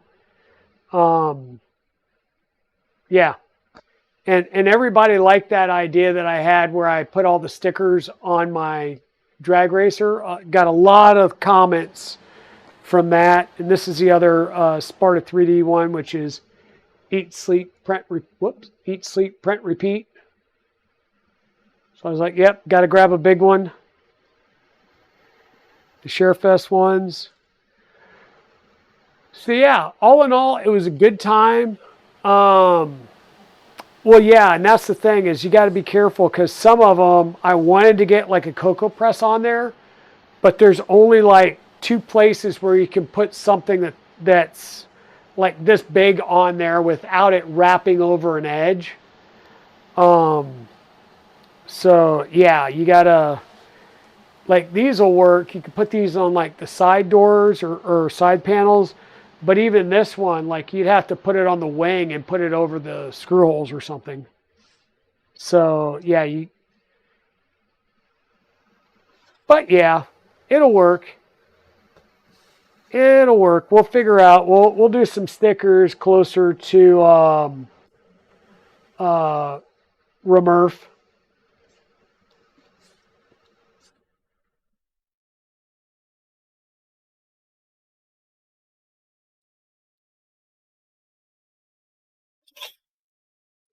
Got my little Reality ShareFest band. So yeah, the ShareFest was interesting. I want to say just about everything at the ShareFest had already been announced when Sam was out in Shenzhen and doing live streams from there. Is that about right, Zombie? And Scott?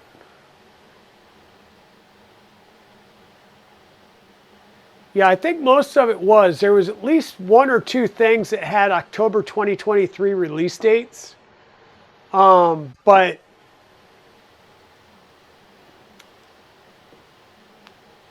how can I put this? If I look at the picture that I have on my phone that I can't show you, I don't think. I think it was.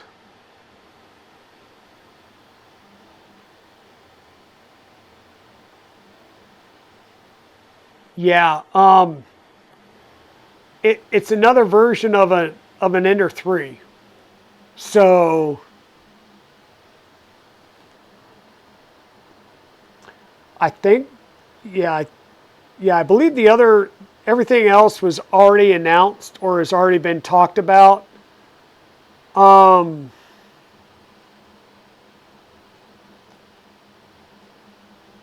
Yeah, we've talked about their Hyper PLA that came out and stuff. You can scan bodies. Yeah, that's true. They've got the Ferret scanner, the Ferret Pro scanner, which is like $459. Plugs into your phone so you can scan things like, entire engine bays of the car, and they come out gorgeous, let me tell you. They've got the Falcon Pro 10 watt laser, but they also have like, what was it? They have a 10 watt, a 20 watt, a 22 watt, and a 40 watt laser module for it. They've got the Ender 3 V3 SE, the CR10 SE, another Ender 3 V3 something another that I'm not going to mention because I don't ever sign anything, but I haven't heard it announced just yet. So the Nebula pad, which is a think of like a smart touchscreen combined with a clipper pad. I don't know. Like I said, they scanned hamsters. There you go, John Strand. Thanks. They scanned Sam Prentice, and they printed Sam Prentice off on a K1, and then they were carrying miniature Sam around gently. They do have a single and a dual spool filament dryer. I don't remember seeing those being announced, but it's kind of like price points about where everybody else is at. In the Hyper PLA, there's some good conversation, and Courtney from Filament Stories is a hoot. Oh my God, that was hilarious.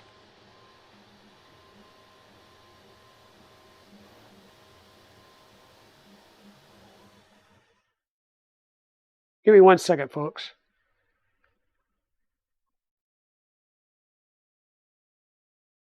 Yeah, give me 1 second.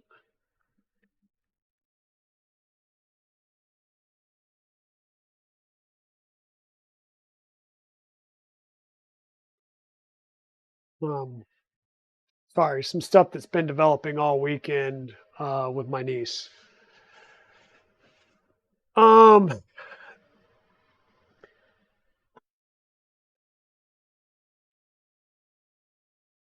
Yeah, okay. Well, there you go. So, I didn't want to say it, but Sebastian did. So there's a Ender 3 V3 SE, which has already been announced.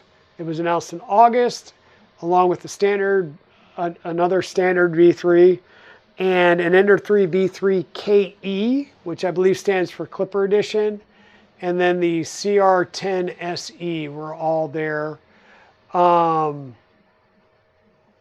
Yeah, I mean, that they were listed there. Other than a model, that's all you're getting out of me. I'm not going to talk price. I'm not going to talk any of the specs that were listed there. Everything else I know has already been talked about on various streams. All in all, it was a good shindig. There was some snafus, but I mean that happens at events, The show itself, ERRF, was fantastic. It was my first time at ERRF, and I posted it's also going to be the last time at ERRF. Okay, all this stuff they presented is public. Okay, I just hadn't heard about that one, and I know it was showing in the graphic an October 2023 release date. And since we're on day 3 of the month, and I didn't hear it at the show, but then again, they may have had it at the show, and I never really stopped at the Creality booth because I never really made it there. In fact, I'm not even sure, other than and this is how bad it is, the Fallout armor. I walked by and took a picture of the Fallout armor and the computer terminal there, and I talked to the Big True Tech guys, and I think SDL Denise was she on that side or not? Like there's a couple of rows there that I have no idea who was on them because I don't think I ever went down them. But yeah, it was crazy, but it was my first ERRF, and it will be my last ERRF because ERRF no longer exists under that name. It's now 3D Printopia, which quite honestly, I don't know if I like that particular name, but I like that it gets away from RepRap, because a lot of people, even the younger crowd in the 3D printing movement, don't necessarily know what RepRap is or what it stands for. So, it's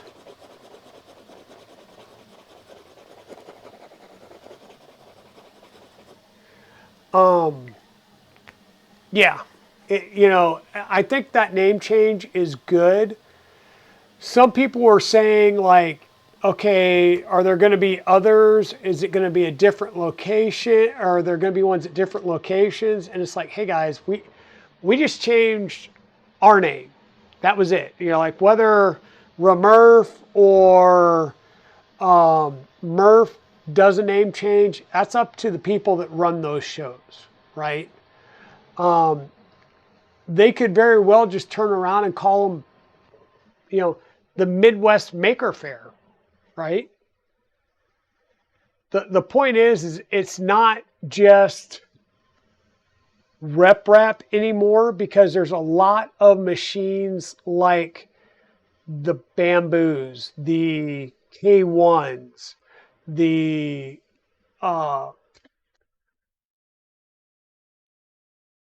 Poly, I think is how that, I've been seeing like, which way is it pronounced? I think it's Poly.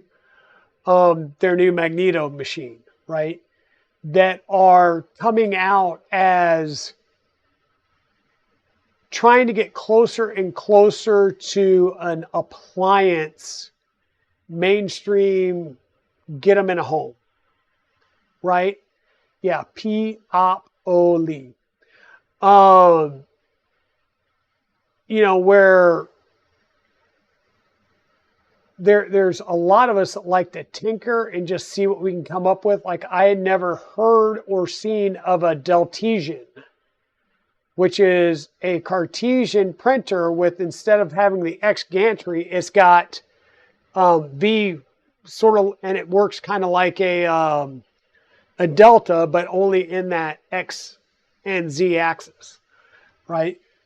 Killer design, never ever seen it before, but apparently, this is not the first time it's been at the show. So I was like, that was cool to me. I've never seen that concept before, right? So yeah, I know that, I've talked with Tripod and a couple of other people, especially about Murph, of we need to try and make it more inclusive, that people don't know what a RepRap festival is. But if you say 3D printing show, a lot more people are going to know that, because you can buy a 3D printer at Walmart, at Micro Center. You're starting to see 3D printers in mainstream stores. Hell, Joanne Fabrics was selling Polaroid printer filament. And I think the Dremel you can find in some stores as well. So, I mean, it's becoming more well-known, more ubiquitous. You're seeing them a lot more in schools and libraries. So if you call it a 3D printing something or a maker fair, you're probably going to get a lot more people in audience than if you call it a RepRap festival. But at the same time, then we go to Remurf, where we had 3,000 people on the first day, right? And I mean, you're walking around like this all over the show. So, I mean, it's, I don't know. I think it comes down to some better marketing. And I think, here at ERRF, you had the 3D printed Derby, which is like the Pine Box Derby with 3D prints. You had the Death Racers. You had the Drag Racers. I never heard anything advertised about it, but in this in this picture right here, if you go, like, this is a picture from my corner of the venue, go right past the screen to the opposite corner, and they had the ant weight battle bots.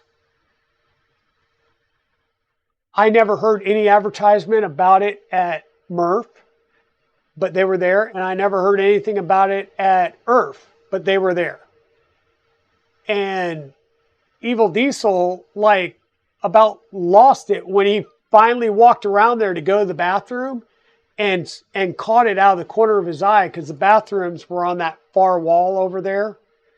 And he caught it out of the corner of his eyes, and he was like, what? And went over there. Yeah, they had ant weight combat robots.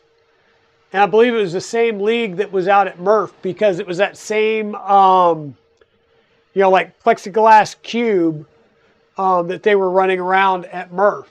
And I was like, I never heard anything about them. So that's another thing Evil Diesel wants to do is, I think, like an ant weight, and there's like a 3-pound class that he may do.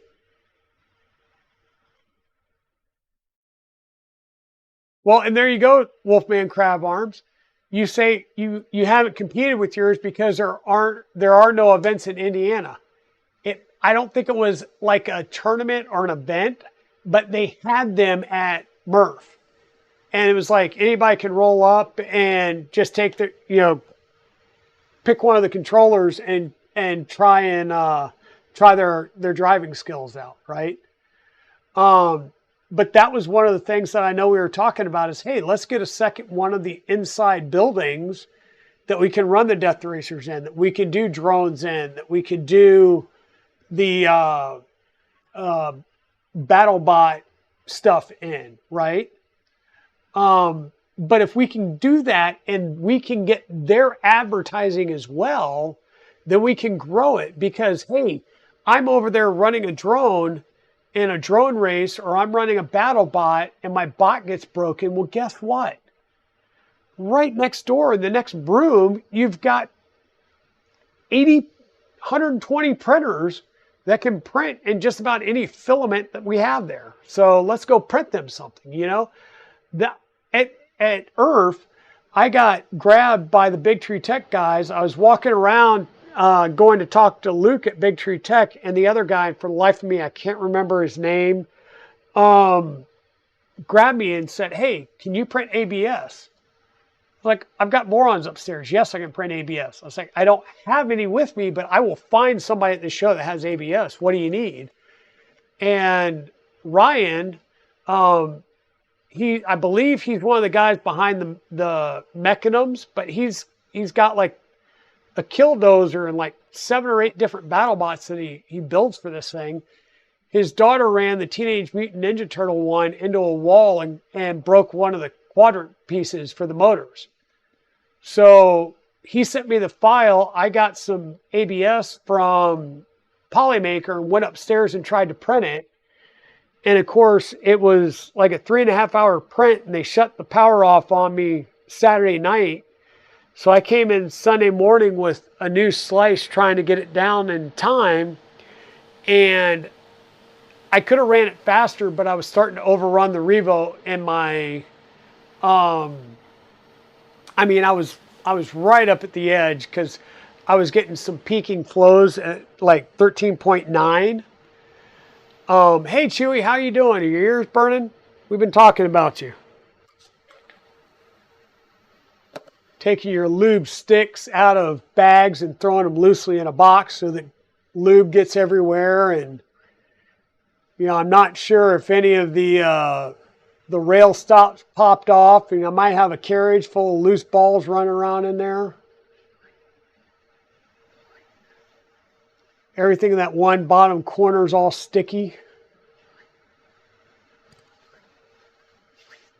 Nah, we're just busting on you. But we've just been sitting here chatting and chilling. I didn't want to get into a build today, but we are going to start with the Ender 3 CoreXY conversion kit. You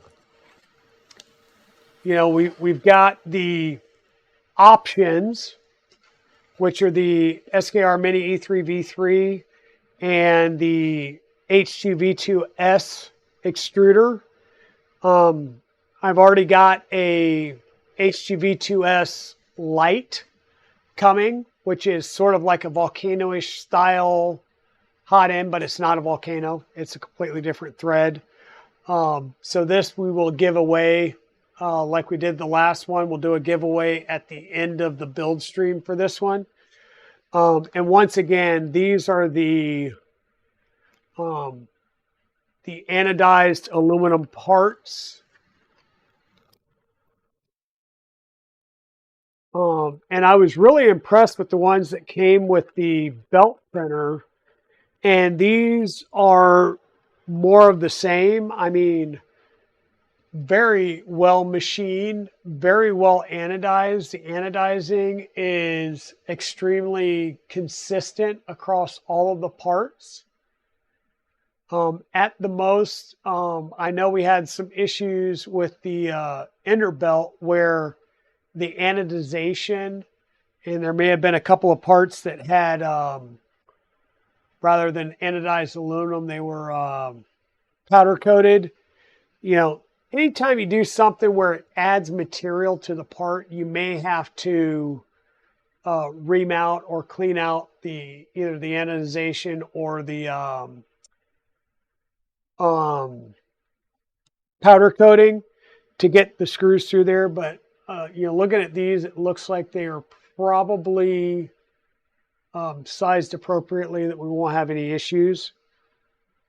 But yeah, you know, the motors are in this kit are individually wrapped in bubble wrap, you know, to protect the motors and other things running around in the box. Yeah. So we'll be doing this kit first, and then we will do the V02S1 kit that we've got.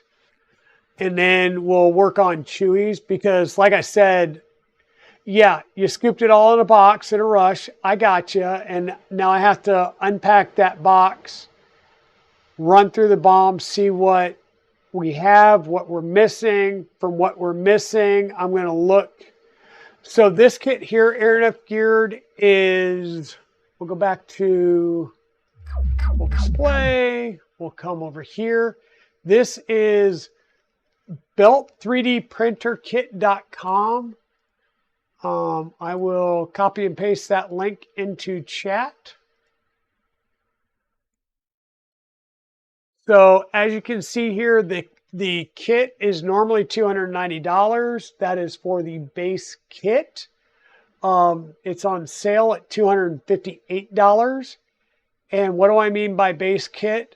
You can add as options the BQH2V2S. So base kit and the extruder is $318, or base kit and the Mini E3V3 board is $298. If you want both, so this is the Mini E3V3 board and the BQ extruder with the kit. So like you see it here, it's $338. And this is with blue parts. Looks like they have an Ender 3 kit. So you have an option for blue or an option with red. So yeah, it's basically blue or red, and whether you want just the kit with the Big True Tech board, the kit with the H2V2S, or the whole shebang, it's kind of all the same there. Yeah, and I saw this first time at Rocky Mountain Rep Rap Fest. Scott, if he's still lurking around here, can give you the guy's name. I can't. That is Adativa 3D, which is the belt3dprinterkit.com site. But I believe Scott brought an Ender 3 for him, and he built this kit, had it running, and was doing some damn good prints off of one of those folding 8-foot tables at Remurf. So, and then Scott took it home and ran several prints through it and, you know, did some stuff. But from from everything I see here, I mean, the worst part about the kit is, I'm going to say it, the quality of the donor Ender 3 frame. Right? What's the quality? Are all of the rails straight, or all of the extrusions straight, or any of them bowed? Do any of them have a twist in it? You know, that's going to be the biggest issue. So we'll build this. Like I said, I've got 2 Ender 3, I think Pro or V2 kits downstairs. We'll bring one up here. We'll probably start Thursday. I'll look through the kit. So Scott, like I said, if you're here, Scott, if not, I'll just print all the parts. There's, if you go to the resources page on their website here, it says belt kit resources. It's the resources for all of them. So you got the belt 45. Hey, look, all the tutorials are Edge of 3D. You'll have the belt 90, the conveyor 90. You'll have the this is the artillery sidewinder. You'll have the Voron conveyor belt, which only works on a 350 Voron 2.4 kit, I believe. You'll have the Lynx diamond. This is the there is no Ender donor here. This is the full shebang, all-in-one kit. But the Lynx 3D diamond can convert from a 45 to a 90-degree printer on the fly. And basically what you do is you just tell it which version it's in and which, I guess, are you going to, basically you're renaming your printer config between the 45 and the 90 degree. Right. So, hey, have a good one, John D. Strand. Have a good night. Thanks for stopping by and lurking and all that good stuff. Thanks for hanging around. Hey, Lucas Player 1912. Thank you for the follow. Welcome on in. We're just kind of going through the belt3dprinterkit.com resources right now. We have built a Ender 3 belt printer based on one of their kits, and I picked up a ERRF2023, which is the Ender 3 CoreXY conversion kit from Edge of 3D out at ERRF this weekend. So this will be the first build that we do. But under the resources, they have the assembly manual, which we'll go through. They have an Ender 3 or an ERRF2023 3D printed part STLs. And looking at that, it's a zip file, and when you open that up, it says there's STLs for a power supply bracket, X end stop, Y end stop, Z end stop, and a Z limit. I don't know what that means. I don't know if I actually need those or if some of those parts are now metal in this box. I will go ahead and just print them all. And then there's also a, on this resource page, there's also a BQH2 V2S mount. So I'll print that out as well. Oh, hey, Shaudell 3D, welcome on in. Welcome on in. Hello. Welcome. Okay, so you run Clipper on your printer. Good. Yeah, I run, so let me switch my view back here and I will stand back up. Well, actually, I'll stay seated. So, Hello, welcome on into the Dragon's Den. My name is Digital Dragon, aka Luke. I am a 3D print variety streamer here on Twitch. I also cross-pollinate my videos on YouTube, and I will probably be doing some more like short, I'll say introductory type videos on some of my printers and the printer builds back here and adding those to YouTube. If I met you at ERRF this weekend, Lucas and Shaudell, then you would have probably seen Iron Dragon, which is my trident here in the corner, or Kyber Dragon, which were up on my table at the exhibitor table upstairs around the concourse. You may have also seen the Mercury 0G or the 0G Mercury 1.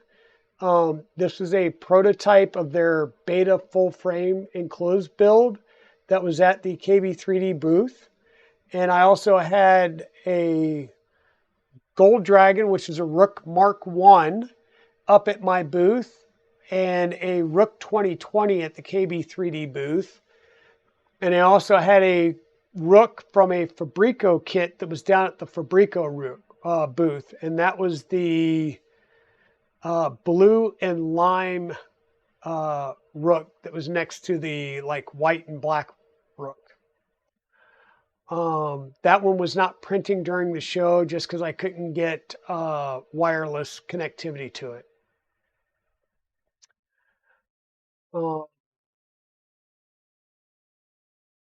Got the filament maker from an Ender 3. So yes, so this is the Ender 3 kit.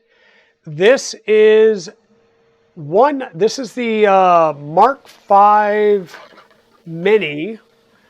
So this is from Recreator 3D. It is a, oops, I just realized let me do this. So yes, this is a Mark 5 Mini from Recreator 3D. A lot of us know him as Josh.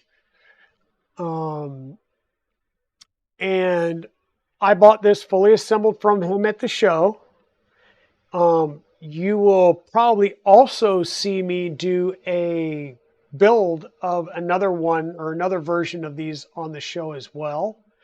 But this has a community mod where the extruder, the pultruder, I should say, is on some B wheels and can slide back and forth, so it will actually spool onto the thing a little nicer. I do have the cassette as well. They suggest actually using the, what do they call this? The community bottle cutter. They suggest using the bottle cutter to cut your bottles down to the strips and load that in the cassette, and then pultrude from the cassette. And what happens is you heat the hot end up in here to a specific temperature. And I'm going to be learning about this so I can talk more intelligently about it. But it's not like a full, like we would a typical printer. It's basically bringing it up to a glass, near the glass transition temp, so that you can take a strip, feeding it in through the large end that's been bored out and folding it over. So it's basically forming, I'll say, more like a straw or a tube. Oh, hey, KB3D Chris, welcome back. So yeah, so I picked this up from him, and in fact, it was funny because he was asking me which one I wanted. I told him, and I just realized that he gave me my sticker and card back because he took this and put it on here to know that this was the one he was going to bring me. But yes, I did buy this off of him, and I will probably buy another one and build one on stream just because the videos I've seen, and even like CNC Kitchen's video, didn't show you how to build one of these and get it up and operational. It was more of a walkthrough of here's a built version. Here's how you go through and take a bottle, through getting it ready and doing pultrusion and then starting to print. So I really would like to actually build one of these on stream, because I think that would be kind of cool. Because once again, I am a 3D printing variety streamer, which means I build kits, I assemble, and I'm not going to say review, but I will unbox and assemble printers, and then we normally wind up modding them. The only printer in the Dragon Den, or the only printer I have that has not been modified in any way, shape, or form is the Prusa Mark IV down here. And the only modification the Mark IV will get is an MMU3 once they are finally available and shipping for the Mark IV. So yeah. Everything else I have here has some type of mod on it. Yeah, you've modified your Ender 3 so much. So what used to sit in this corner was an Ender 3. It had a Big Tree Tech SKR Mini E3 V3 running clipper, a Micro Swiss all metal hot end with a 0.6 steel, hardened steel nozzle, a Sherpa Mini in direct drive, linear rails on the Y, linear rails on the X, dual lead screws, and I had a kit to do dual Z linear rails to get rid of all the V wheels. And that printer and that kit went to Evil Diesel when we got back from ERRF, along with my other Bear Mark III that had the MMU2 on it. So that is now at Evil Diesel's house, which is otherwise known as the Dragon Den Site B. He's now got all three of my Mark IIIs and my highly modified Ender 3. So yeah. I really can't call that an Ender 3, but it prints beautifully. It prints ABS beautifully because it printed a lot of the ABS parts that wouldn't fit on my other printers for the larger Vorons behind me.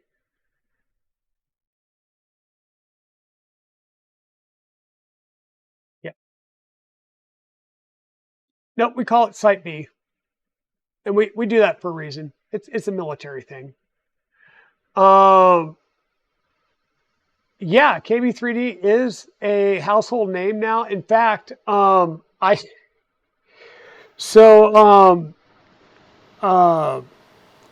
Print SOS Fader has dropped his like live stream, or not live stream, but his little vlogs from day 1 and day 2 of ERRF.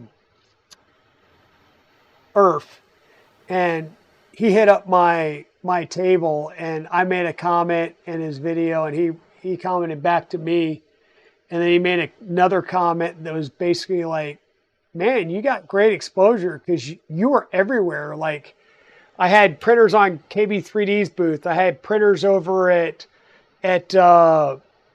Fabrico's booth. Big Tree Tech grabbed me to print parts for Ryan's Death Racer. I showed up at the Creality Share Fest. So I was running around all over the place like a chicken with his head cut off. But yeah, I think I got a lot of good exposure. Like I said, at Fabrico's booth, I could not seem to keep stickers, cards, or maker coins there. Now, I'm sure at some point Del Mar may pop in and go, yeah, we just took them and threw them in the garbage can because we didn't like having Digital Dragon stuff all over the Fabrico booth. But, the Fabrico, yeah, I'm making shit up. I knew they wouldn't do that.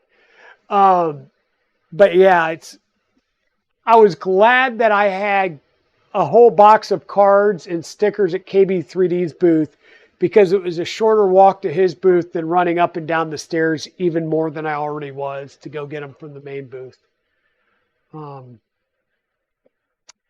can I explain what clicky probe is? So normally on your Vorons and a lot of other printers, you may use some inductive type probe. Normally it's a Omron probe.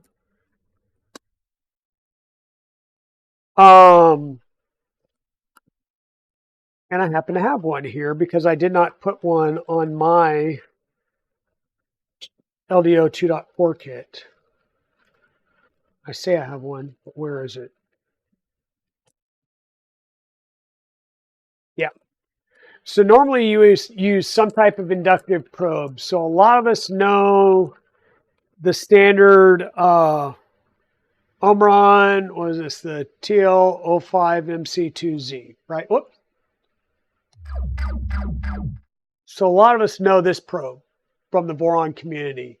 You'll have a BL Touch, which is like a servo and an end stop. Well, the clicky probe, which interestingly enough, this comes with a clicky kit as well, is just like that. It's a clicky. So it is a, they use magnets, and so it is held at its station, whether it's at the back, the front, or whatever, by magnets. Your print head will come by, and it also has magnets on it, and it can pick that piece up, come over, and it's basically using an end stop without the lever. So you have just a tiny little plunger, and it's probing your bed with an end stop. And so you're like, well, if it's being picked up by magnets, how is it doing electrical connection? Through the magnets. So that's why you have to use the, I'll say the shiny magnets here.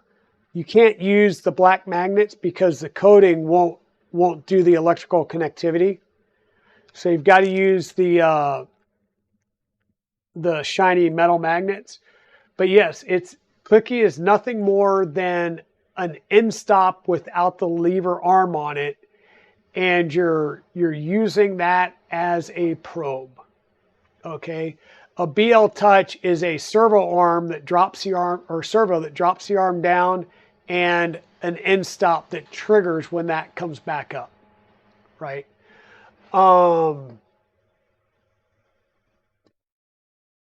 So yeah, that's kind of the difference. It's just a different probing method. And I didn't install the Omron, and I didn't do clicky. So the difference is people say these can drift. Your clicky's not going to drift, but your clicky may break down faster in a heated chamber, just like anything else. But Vorons use end stops in X and Y in a heated chamber. So obviously they should still work just fine. I'm actually using taps on mine. So Bay Dragon, which is my purple and pink Voron 2.4, uses a printed tap with an optical end stop board. And then my Trident, Iron Dragon, and my 2.4 Kyber Dragon use Chaotic Lab CNC taps, which uses the nozzle as the probe, but it lifts the whole print head up off of a end stop. So it's multiple things there. Yeah, and I actually wore a KB3D shirt on Saturday, and I just remembered something, Chris. I didn't get a shirt from you at the show. I thought I was going to get another shirt at the show and then get a hat when the hats came in.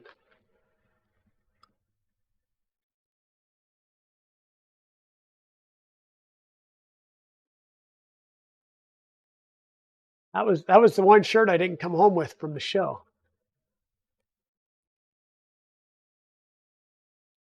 But I will tell you that I run Pinda probes because, that was the other thing. My Ender 3 was running an actual Pinda probe for the probing. A black box I'll have to do. I'll take that. I'll sacrifice a shirt for a black box. I will sacrifice getting a shirt for a black box. Like, yeah, that's or how about this? Um, and whatever my next order is to fill in the random box of parts I got from Chewy, you can throw a shirt onto that bill for me. Because I'll say I need another one.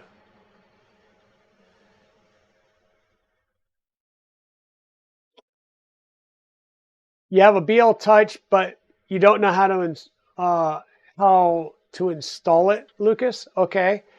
What are you installing the BL Touch on? And is it more of a mount issue or a wiring and configuration issue?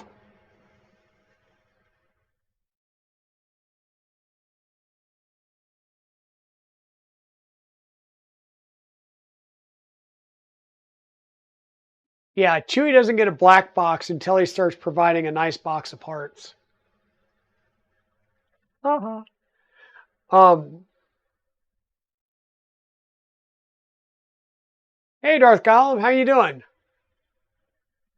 I had a great time at ERRF, though, by Saturday, and um, I'll say Chris too, because you have Chris with a K and Chris with a C at the KB3D booth. So after the show on Saturday, we all, the exhibitors and sponsors, got invited to Ripken Stadium, which is where one of the farm leagues or the farm team for the Orioles plays. We got invited there to do an after party, right? And that's where we got told that ERRF was going to be no more, that they were changing the name to 3D Printopia. And during that, I mean, it was another, we were up in the, I'll say the box area, getting the food and all that stuff. It was way loud, so it was like being at the show again. You're yelling to talk to the person right next to you. And finally, a bunch of us went down around the ball field and we're talking. And I guess Chris too, told me the next day as we were sitting there having breakfast, he's like, yeah, Chris was like, we got to go because neither one of them are going to be able to talk tomorrow if we don't. And they're going to stay here and talk as long as we're here. So I was like, oh, yeah. But yeah. Uh, so the other thing I'll say is, Chris, next year, um, we're on for breakfast again. Aberdeen Diner is still good. And we'll bear through the coffee. We'll figure out how to doctor it enough. Maybe we'll have to bring some Irish whiskey or something to make it even better. But yeah, we can't even call it coffee. I think burnt water is, burnt colored water is about the best thing we can do. Um,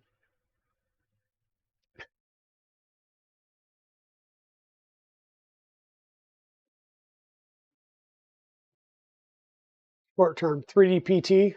Yeah.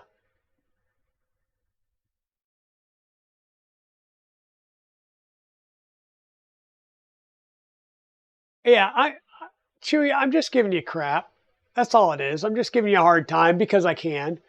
But the plan is, let me get the recreator down here. We'll do something on the recreator, of course. We'll do some content on this. But like I said, I do want to get a kit and build one of those as well. We're going to do the Ender 3. So we'll do the stack up here.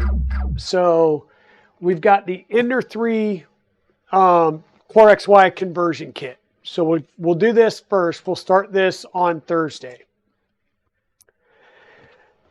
Then we'll do the LDO Voron 0.2 S1 kit. Because I know I have all the stuff here for this. The Ender 3 won't take that long to do. Then I'll do the B0, which will take a little bit longer, to run through. And during that time, it'll give me a chance to go through the box of love that we got from Chewy, and inventory this and figure out what I've got here and what I need to get.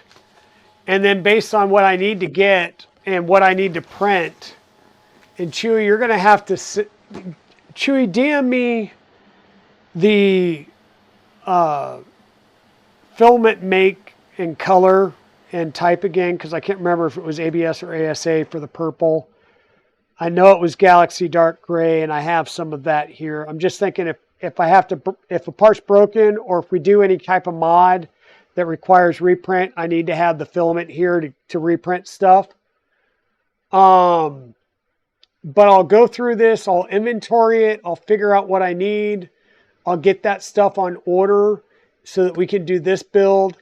And by then, I should be in possession of a black box kit. And we will have a fun winter building a black box. Yeah, but is it Galaxy Purple ABS?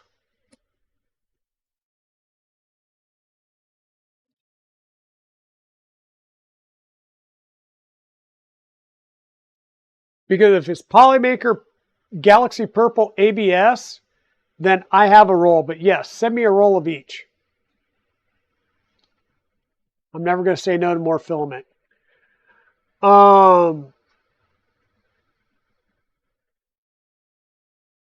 yeah, I'll be able to figure out the color scheme. It's just like I said, if something's broken in this box of joy, or if I need to print a different part because we're doing a mod or something like that, I just want to make sure I have the right filament so it doesn't look wonky.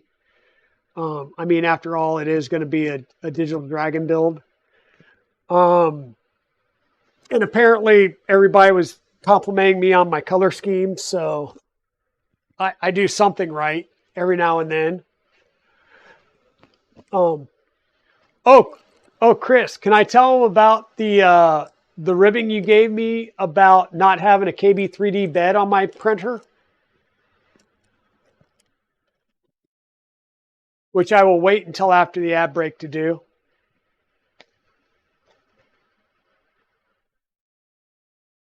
Oh yeah, Chewy. I knew there was going to be, like, I think you said the stealth burner parts are going to have to be printed, and there's probably a couple of other parts that need to be done as well.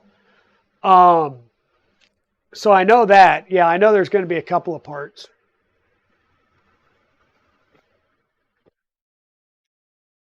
So while we're in an ad in another 30 seconds, give me 1 second. I'm going to run downstairs and I'll be right back.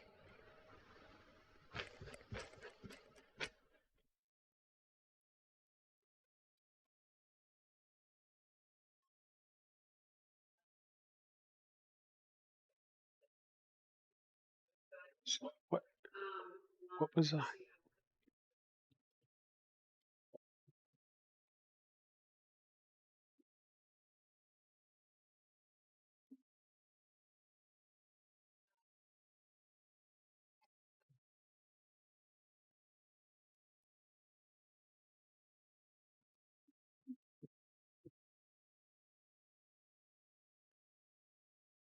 This actually wasn't what I went down there for, but this was a big hit as well. So this is the Warhammer 40,000 Space Marine Chaplain's helmet that I printed.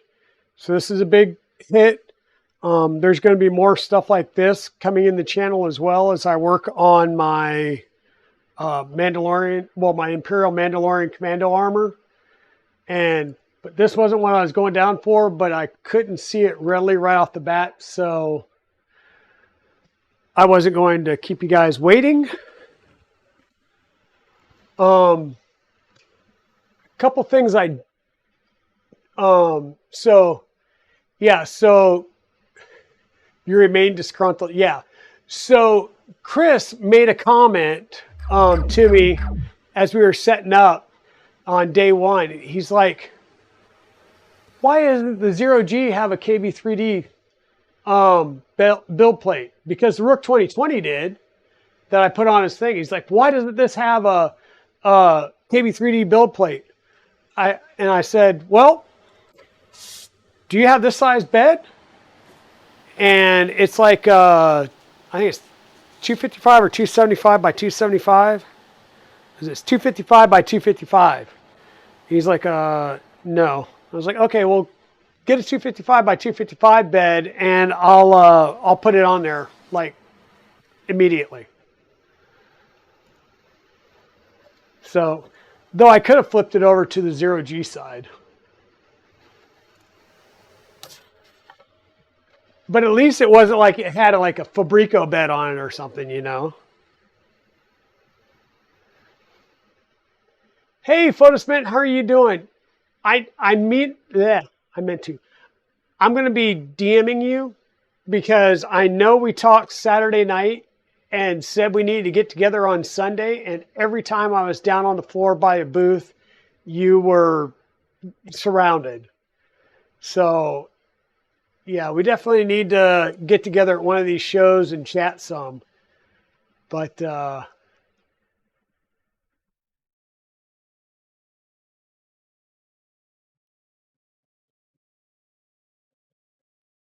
okay, now chat's going crazy. Yeah, Sunday was nuts. And I was thinking, okay, well, there's not as many people. I actually did a couple of interviews. There was one guy I was walking around the floor because he was trying to decide whether a Voron or a rat rig would be a better build and this, that, and everything else. So I was actually I think I chatted with him for an hour and a half.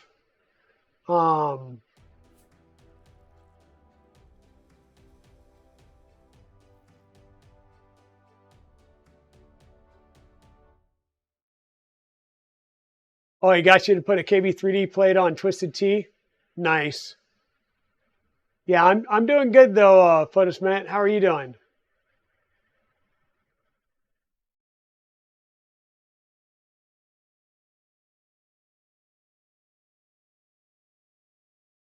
Original Zern, thank you for the follow. Good evening, good evening. Welcome in. Oh yeah, exactly, Chris. And like you were literally like what, 2 booths away from where Photos was based at? Because he was down there with Filament Stories at the end of your row. But yeah, it was stupid crazy. And we got in yesterday, and of course, me and Evil Diesel. By the time we got home, it was a fairly quiet. Like we talked the entire way up to Earth. On the way back, there was a lot of quietness because we were drinking hot drinks and sucking on cough lozenges, trying to get our voices back.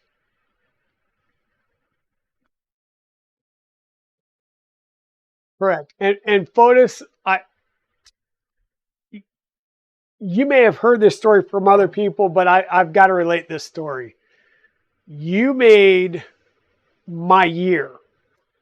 Because I was sitting there, it was Friday, we were doing load in, and I was sitting there talking to Chris, trying to figure out, okay, where are we going to put the printers so I know where to bring them in and set them down at. And you walked by, stopped, turned around and said, it's Digital Dragon, and reached out and shook my hand. And I was just like, it's Photosmint. Like, and he recognized me. Like, I was just in awe. So thank you. You made my year right there. I was like, I've made it, you know? But yeah, I definitely wanted to reach around and chat with you some more. It was really good to meet you. And I kind of got something like, something from 3D Print SOS, Fader. Because I saw him there, and I just recently followed his channel as we were doing the Flying Bear Reborn 2 stuff over here. And I had some issues with following some of his guide stuff and gave him some feedback. And we chatted some at the show, and I'm actually in his video of the show. Or at least my booth and stuff is. And he made a comment of like, man, you were everywhere. Like you had some major exposure because he was also at the Creality event on Sunday. And so, yeah, it was just great to see everybody. And I'm starting to like recognize people from show to show and from online things. So that's really good. I'm very recognizable.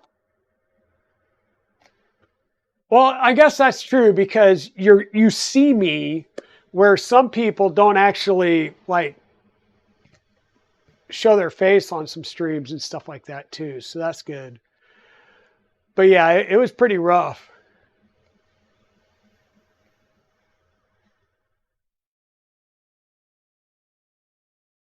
Okay, so if you were with Shenanigans, I probably chatted with you a little bit when you came upstairs because I know I did talk to Shenanigans and you took a photo with me. So yeah, it was definitely good to meet everybody. We met a lot of people that I've only seen through screen names, and please by all means be nice to me because I may forget, you know, name to screen name recognition here. Um, but yeah, I saw so many people, and if you look at um, Chris's basement, Chris Riley from Chris's basement, all these shows, he always kind of gets a corner booth somewhere, and he sticks a camera up that has like a wide angle, and he just does a time lapse of the whole event. And if you see his from ERRF this year, it was the main downstairs door that everybody enters in through the day, or at least all the sponsors, volunteers, and stuff.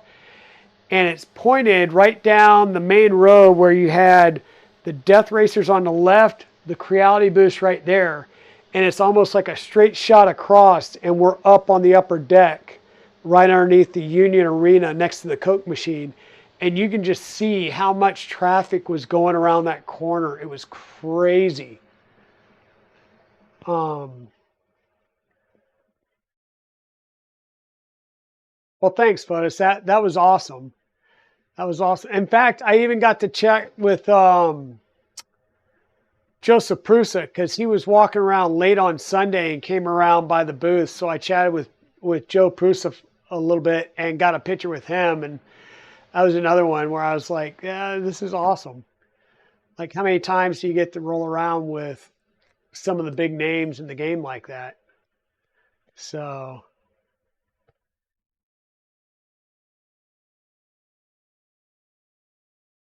oh, really? So, okay, so you were in the German military. Yeah. So I was stationed with Evil Diesel in Germany from 2003 to 2009. Um, so yeah, that's how we know each other. And now we live like 10 minutes away from each other.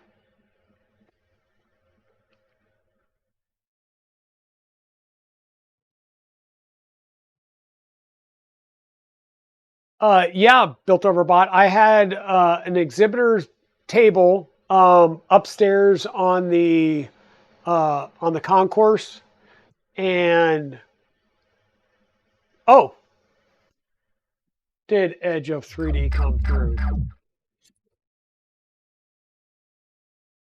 Edge of 3D came through.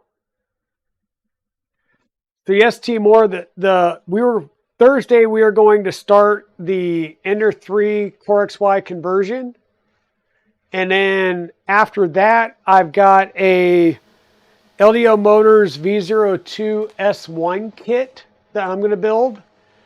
And then after that, we'll get into Chewy's 2.4 because that'll give me time to run through, figure out everything I need to fill in for that kit, and then get it on order and get it in. And then by the time we're done with that, I should have um, a black box. And Chris, that's going to have, like, I want to talk to you about some type of custom panels on the black box. And also, are there any 3D printed parts whatsoever on the black box?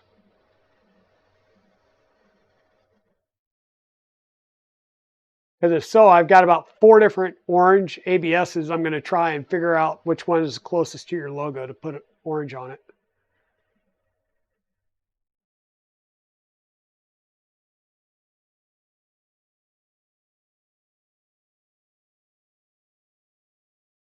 Oh yeah, not a problem, Timor. Yeah, so I did pick this up from Scott, and we will. So I do have. So it came with the ByQ H2 V2S, and well, you know me. There's a H2 V2S Lite that'll be here tomorrow. So at the end of that build, we're gonna do another giveaway for this.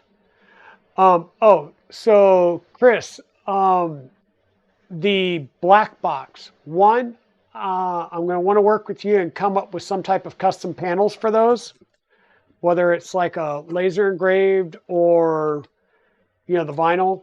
I would like to put some custom panels on those. And is there any 3D printed parts on that black box build at all?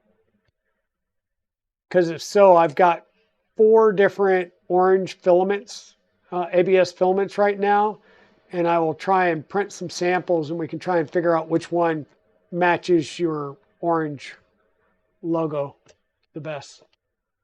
Lots of 3D printed parts? Okay. So I'm assuming it's a black frame and then we throw the orange on it again and that'll be good.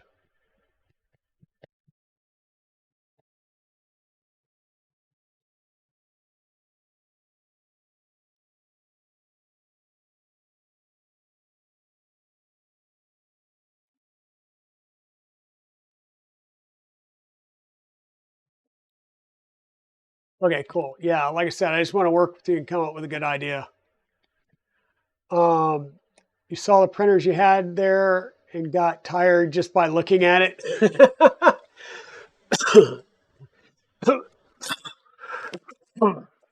Sorry about that, folks. Well, and all the printers I had there, I built on this stream, Fotis. In fact, Kyber Dragon. Yeah, Kyber Dragon, the LDO 2.4 kit right here that, so this one right here that Alt Mia is sitting on, this was the last like full build that we did on the stream. The rest of them, or no, was it the Rook 2020? I think maybe it was the Rook 2020 that was the last one. But yeah, yeah, it's going to have orange on it, that's for sure.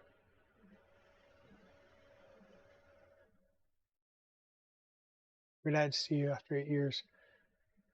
Oh, I can imagine. Yeah, I can imagine, Fotis. After not seeing somebody for a number of years. In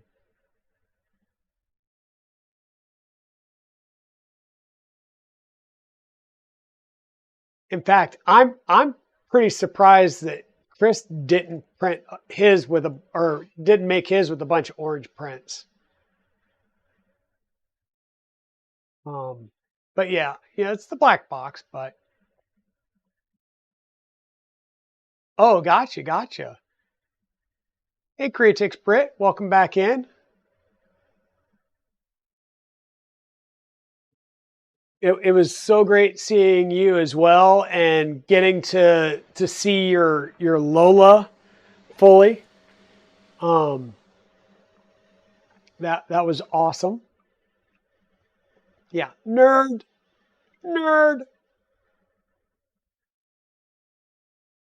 Yeah, Dreams of Earth and Dragons. Yeah. Well, Fotis, I don't know if you saw it, but I was trying all day Sunday to print one of your dragons on Gold Dragon, the Rook upstairs, and it was printing in Starlight Mercury PLA. And K2 Kevin was gushing about the printers all weekend long and how nice they looked and everything and the color choices and stuff. And so I told K2 on Sunday, I was like, don't leave before you talk to me, right? So he came up to me and said, okay, what's up? You want to talk to me, what's up? And I said, Gold Dragon or the Fabrico Rook, pick one. And he goes, what do you mean? I said, pick one. You're going home with one of them, pick one. And he wound up picking Gold Dragon, which was my Mark I. And so right then and there, I said, okay, well, you'll have a partial photo cement dragon still sitting on it. So we stopped the print, shut it down, and he went home with Gold Dragon. So you may see it on the back of in the background of one of his streams in the near future. But yeah, my wife told me, you better get rid of a printer this trip. So I found somebody, and oh yeah, he was in shock, and he was like, I'm going to go show this to Zombie, and he's going to, yeah, he was kind of shocked.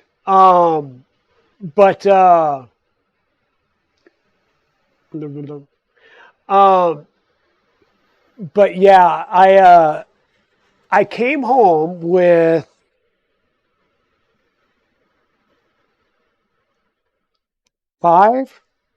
four or five projects. But I got rid of a printer, right? So I followed the rules. And wait a minute, I didn't buy any of the 3 printers I brought home. I was actually surprised. I was literally afraid. I got my annual bonus on the Friday I was driving up there, so I was sort of afraid that I was going to come back with like a lot more than I did.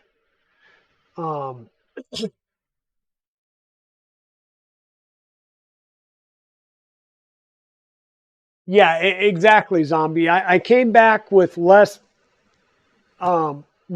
printers, but I did come back with printer projects. But Chewy, it helps that okay, it's like a commission build to build the 2.4 for you. And same thing with the V0. So that's kind of cool.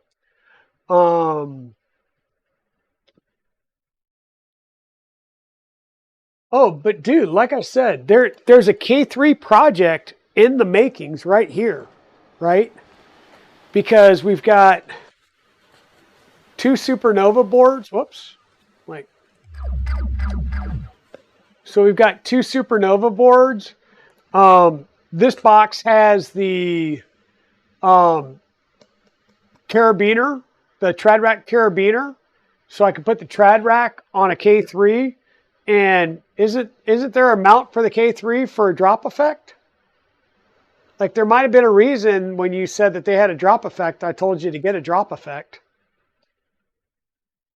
And I may have even joked around with Chris that if I needed a break from the black box build, because I know it's going to be a long slog of a build, that I'd throw something less complicated, like maybe a K3 or a VZ bot in there,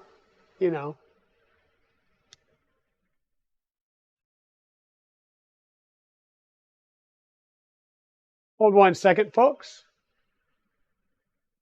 I do have to take this phone call. It's family. Give me 1 second.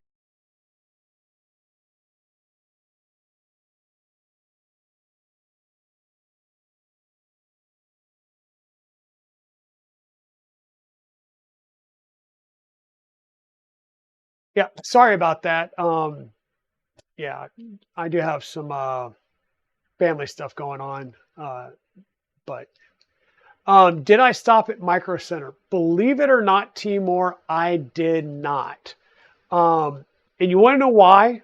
Let me show you why I did not have to stop at Micro Center. So when Mrs. Dragon, my loving wife, came back from Colorado, she stopped by Micro Center and picked up 2 of the Raspberry Pi Pico WHs. So they're the wireless ones that already have the header pins on them. And one of them's sitting over there on the controller for a robot already. I had ordered a Raspberry Pi Zero and a Zero 2.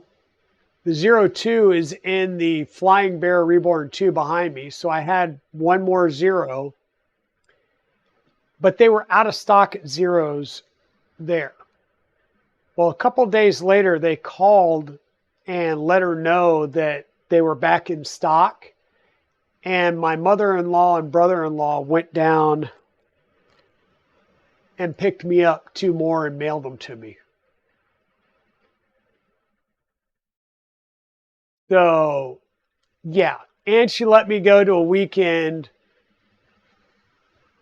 printer conference with my buddy, knowing full well I'm coming home with stuff. Yeah. My family gives me a rough time, but they support my habit as well. Um, I cannot complain. They're really good at it. And on top of that, I got a priority code for a to order a Raspberry Pi 5. So I've got 8 gig Raspberry Pi 5 with the active cooling and a case, sorry, not a case, a power supply coming when it releases and ships. So it's, yep. Oh yeah, it was so dangerous. And like I said, so Chewy, I'm giving you a rough time, but it helps that I'm coming back with your build and another build, because then it kept me from pulling the trigger on something else while I was out there. So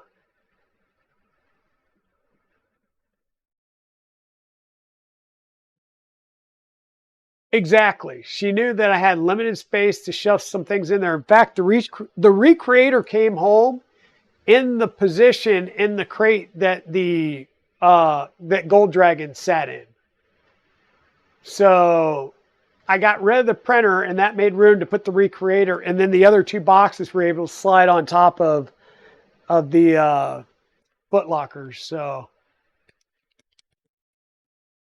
yep. And then yeah, so it was a good time. It was a good time. I really enjoyed it. I know we're kind of just chit chatting, but really I didn't know how long I was going to be today before my voice gave out again.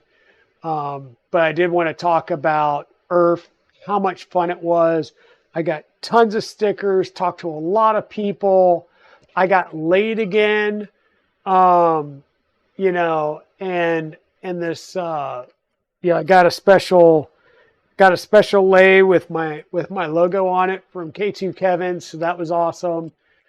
Got to have breakfast both days with KB3D and his crew, and you know, met all kinds of people, hung out with Britt, and met Fotis Mint, Joseph Prusa. I saw Joel, talked to Joe, high-fived him. I saw Uncle Jesse was running around, but never actually got a chance to run him down and say hi, introduce myself. Hey, OC the Craft, how are you doing, my friend? So, yeah, all in all, it was a great show. The next one, we are planning on going to Rocky Mountain Rep Rap Fest. And I am talking some options over with Justin as far as like just what some of my options are to try and get a table there and try and get some printers and stuff out there, whether it's you know, we could drive some stuff out there. I can ship some, you know, just trying to figure that stuff out on how to get some stuff out there to have a table. Because it'd really be great to have a table at all 3, you know, Rocky Mountain, Midwest, and 3D Printopia next year. I think that would be really good. Even if, you know, even if I tagged on to somebody else's table, if I can get a couple of printers out there or something, that would be great. And of course, my wife would probably be like, bring printers, and I won't bring them home with me or something, you know. So I'll have to take printers that I can sleep at night if I give them away. Yeah, we got laid in June and September. We're killing it, dude. We're killing it.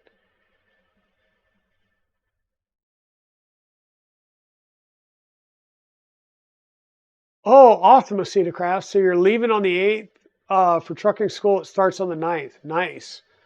Yeah, well, I mean, yeah, a little nervous. I get it. I get it. It's school, it's class, but you know, you got it, dude. We're behind you. You got this.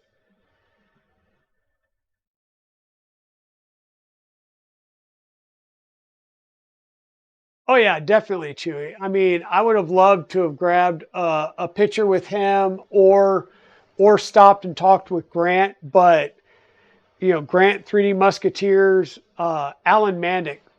Like the first time I saw him and would have had a chance in hell of talking to him was I think Friday night when I was sitting there talking to, or maybe it was first thing Saturday morning when we were first walking in, and I was talking to Nero and asking him if he had worn the or was going to wear the Mando suit.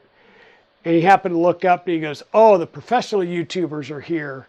And I looked up and Alan Manick was up on the concourse just taking some footage, you know, some B-roll or whatever. And I knew that was about the one chance in hell I'd have to talk to him because he was building a Trident at the show to give away. And yeah, I mean, I knew he was busy. I wasn't gonna bother him. Let me put it that way. Um, I don't think we got a picture, Fotis. I don't, or at least if I had a picture with you, I believe I would have posted it by now. So I don't think we had a picture. If we did, it wasn't with my phone. It would have been with your phone. Yeah, I don't have a picture with you on my phone. So that's definitely the bucket list going forward. Yeah, exactly. I actually made a post about that because I realized like Saturday I had like 3 pictures with people, and I'm like, I've met and talked to so many people today. How did I not take pictures with people? And you know, I realized it when I was at the hotel looking at Twitter at everybody posting pictures, and I'm like, oh my gosh. So all right, Chewy, take it easy. Get some sleep. Yeah, so we definitely got to get a selfie next time, Fotis. And I don't know if you'll be at any of, you know, Rocky Mountain or Murph, or if it'll be next year when you come back to Earth. But yeah, we'll definitely have to figure that out. Oh yeah, I made sure to track down Pez Liz at the um, Reality Share Fest because she was the one that took the pictures of me and Joseph Prusa. So they were all on her phone, and I was like, "You got to give me those. Like, I need those." Um, but yeah, and I got Jason from LDO Motors came up and checked out Kyber Dragon, the LDO kit, and I explained to him the only 2 mods that I did to this was I added the titanium backers to the X and Y gantry, and rather than doing the um, Omron sensor, I did a Chaotic Lab CNC tap. Other than that, that is a full LDO kit. Um, oh well, yeah, and they were like right on the other side of. Well, they were on they were flip flopped on the other side of West 3D. Was it Webman was right in front of your booth there or your place there at Filament Stories. They were right on the other side of that wall. And yeah, yeah, I get it.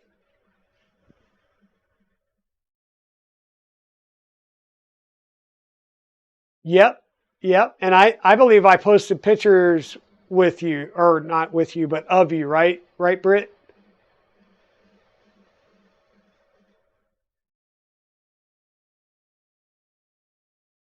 Exactly, Chris. Exactly. Um, a lot of missed opportunity, but it was great because we walked up there, or Jason walked up there and was like, "Oh, can I get a picture?" I'm like, "Sure." So we took a selfie with Kyber Dragon in the background, and I was like, "Can I?" So we took another selfie with my phone, and then he posted later that day saying it was great to meet, to meet up with these three friends again. And it was a picture with me, and then a picture with him and I think it was Liz and K2 Kevin. And I was like, awesome. That's awesome. Because, I feel like the only real communication I have, well, I shouldn't say real communication, but, I've talked to him at a couple of shows now. And, I've worked with him, on a couple of things to get, a part here or there, or, like Kyber Dragon was a partially sponsored build, and so yeah, it was really great to meet him and to have that recognition after a couple of shows. So yeah, it feels good to have people starting to recognize me in the community, and I'm starting to, like I said, Fotis, I saw you and I was like starstruck. I was like, oh my God, it's the Fotis Met, and he came up and talked to me. Um, so it's feeling good to actually start being part of that community and being recognized as part of the community rather than just a rando that builds a printer here and there. Well, cool. That made my day too. So that was great, Britt. That was great. That made my day getting pictures with you. So, but yeah. Oh, hey, Royal Mummy. Welcome on back.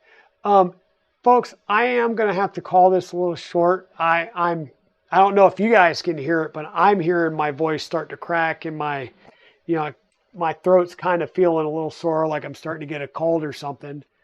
But we've got a couple of builds ready to go here. We are going to get started on a build on Thursday.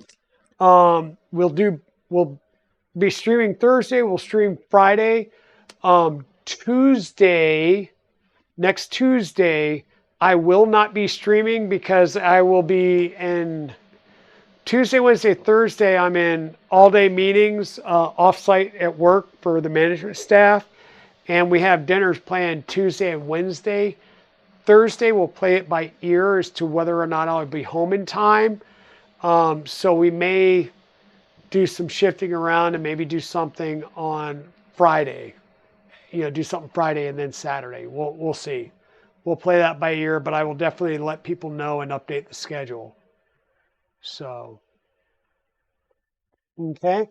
And let's see if we can find somebody to raid into. Because Britt's here, so she's obviously not streaming yet. Let's see what could possibly be some options. We got an Astro Connect.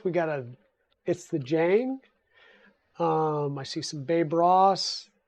Not sure who else is directly there in Twitch. Guess I could possibly just pull Twitch up right here. He streams in a bit, so you should wait. Yeah, exactly. Yeah, you don't start for a few. Yeah, you normally start around like, is it 9 or 9:30?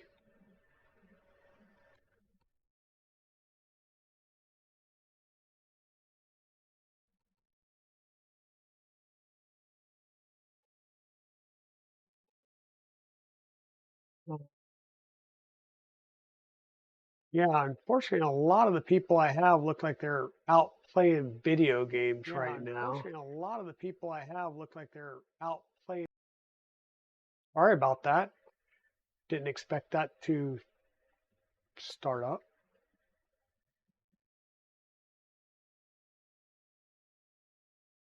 Yeah.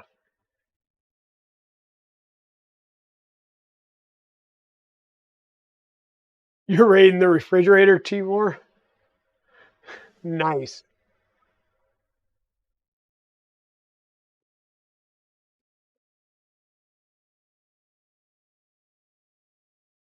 Yeah, lots of gaming lately, but it's interesting because I'm seeing like, I expected Baldur's Gate and I expected things like Starfield, but I'm like, I'm seeing Void Stranger, um, Fortnite, Baldur's Gate. So there's some weird stuff. Astro Connect's up and running. We got Way Cool Wood. So he's doing some whittling. Of course, the fabulous Babe Ross doing some stuff, but I haven't gone into the Jang in a while. Looks like he's doing a Lego Viking Village set.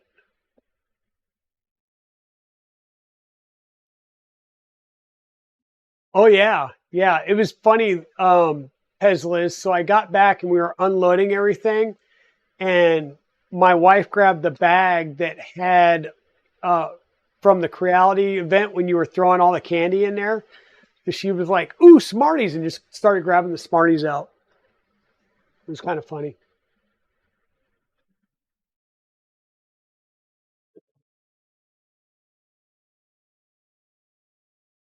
Okay, sure. I'll wait a couple of seconds for you to jump on there, Britt. And as soon as I see you on there, then I'll get ready to do the cut over. Oh, I haven't played either because, in fact, my gaming computer is now my streaming computer. So I haven't played any games in quite a while, and I was going back and forth between Swoter, um, Guild Wars 2, and was it is it New Age, the Amazon game.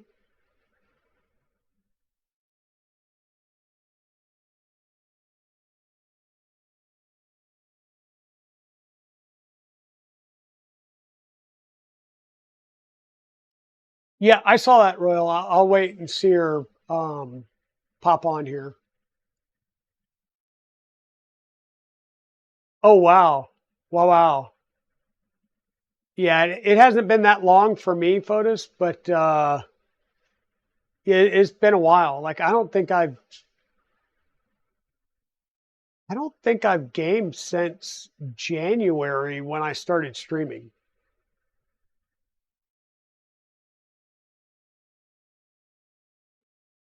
And it's like this point, I might want to get like a console because either that or revive the other, um, my other computer.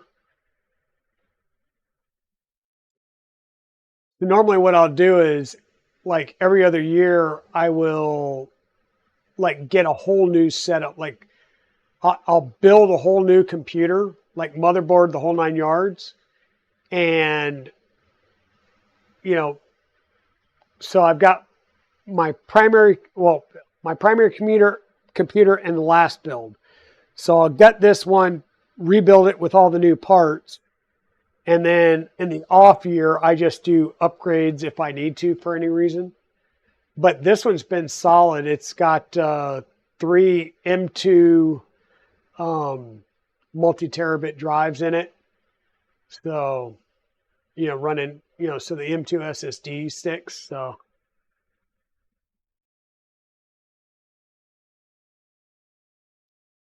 you should have them, Chris. I haven't restricted any link postings, so you should be able to post a link.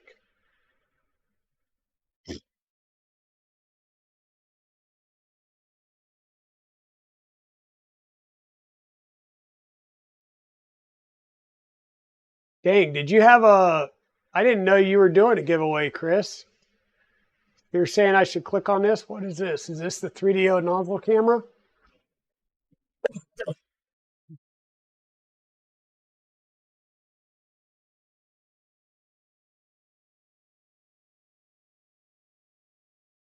Wow.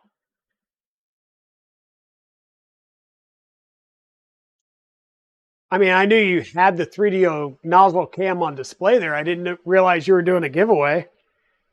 You didn't tell me those things.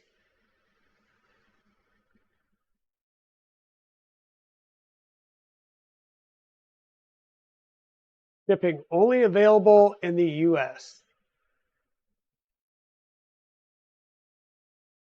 Winners will have a choice between nozzle camera kit or an enclosure camera kit. Okay.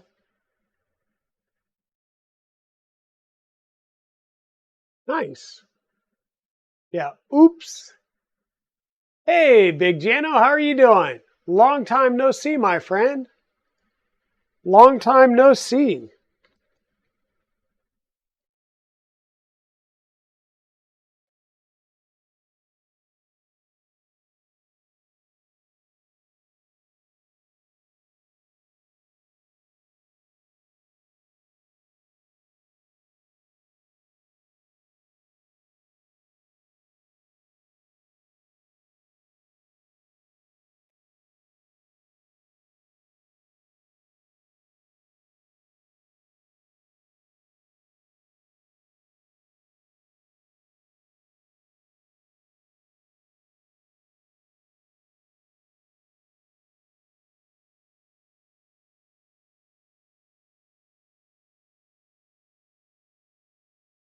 Good.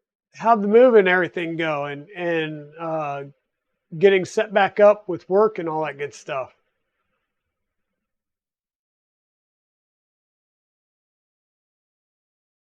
Hopefully everything went smooth.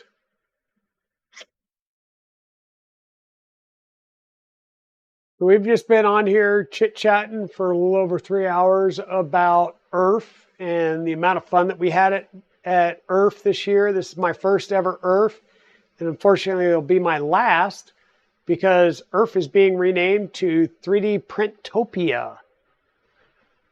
So I can at least say I've been to Rocky Mountain Rep Rap Festival, Midwest Rep Rap Festival, and East Coast Rep Rap Festival.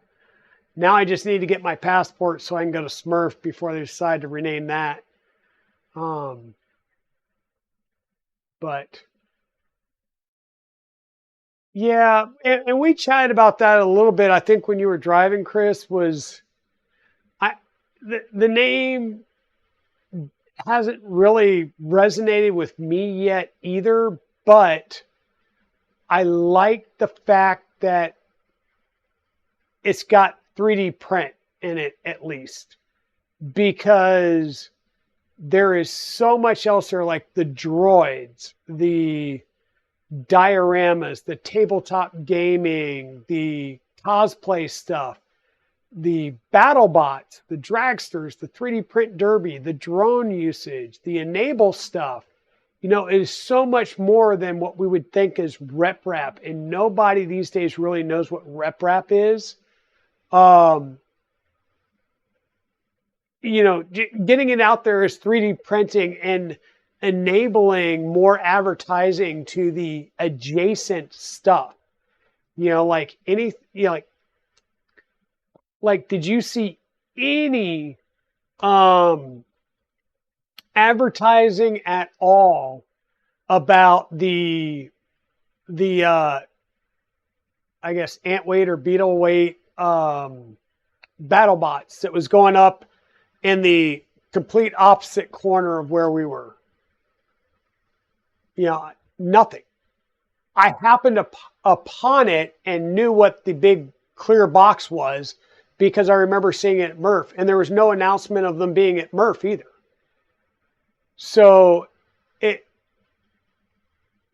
well, no, not necessarily educate fools to rep rap, because it's evolved, right? A lot of kids know about 3D printing these days, but in the school, they're seeing things like a Prusa or a Dremel or a Markforged or something like that. And then if you're first seeing it at a college, you know, you're probably seeing a Stratasys or something that's in one of their big labs, right? You're not seeing the Vorons, the Annex Engineering, the stuff like that per se in a school, because they're looking for unbox and go so that they can teach 3D design, not necessarily printer builds, because there's a lot of liability for a school that goes into 3D print builds. right? Same thing for a library. They're not going to build and run a Voron or an Annex or something like that for a library. They're going to go out and grab something that's got contract support and things like that. So I think going to something more 3D print, people know what 3D printers are. You're seeing 3D print stuff in, oh yeah, definitely photos. I mean, we'd be nowhere without 3D print designing, both from a organic model perspective as well as a mechanical perspective, right? Because we wouldn't have a lot of these 3D printers, like we wouldn't have Voron without people doing mechanical design. We wouldn't have a need. Well, I wouldn't say we wouldn't have a need, but the vast majority of people want to print,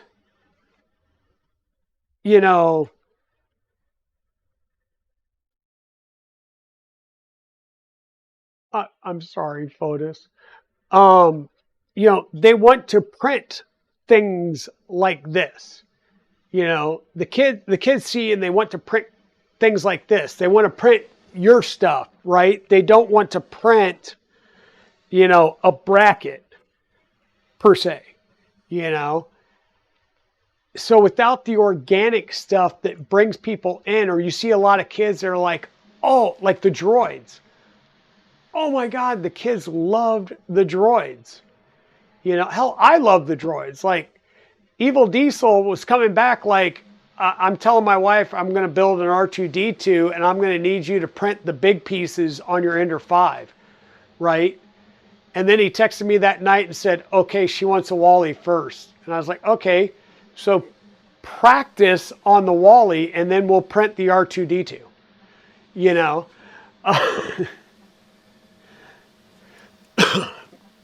So yeah, I mean, that was amazing.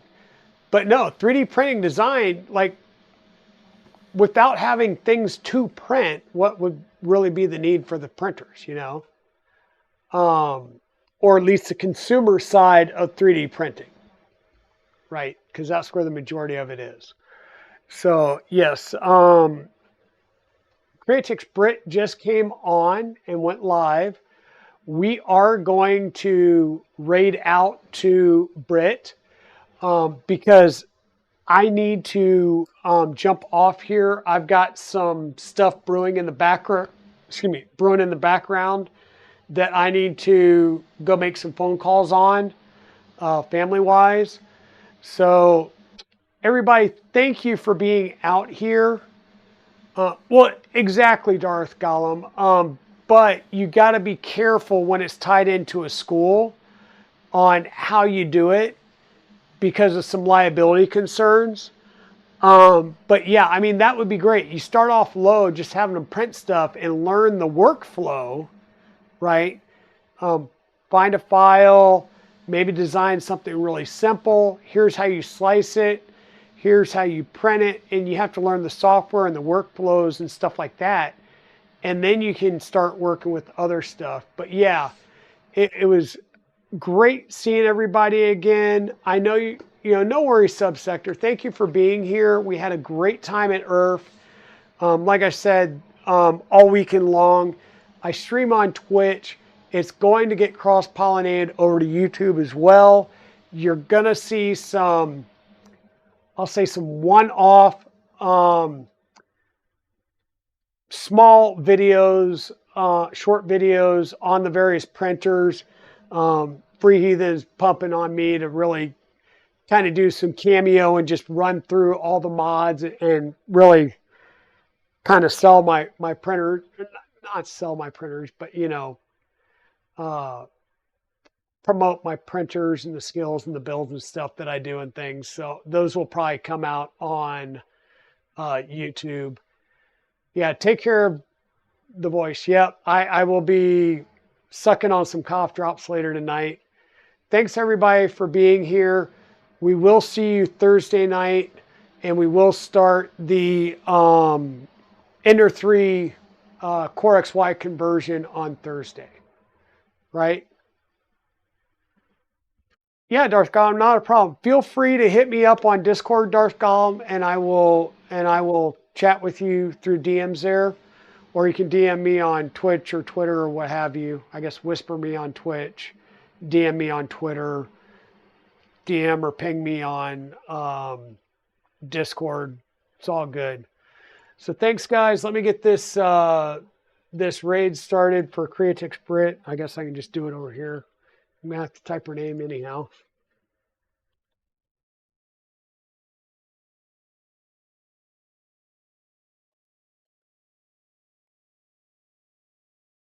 Okay, raid is started. Please, let's go on over there. She's going to have words starting for a while before she jumps on. She jumped on a little early to give me a place to jump off to because I've got to make some phone calls and figure out what's going on with my niece. So thanks everybody for being here. Thanks for all the new follows and any new subscribes. We'll chat some more on Thursday. Thanks everybody. Have a good night.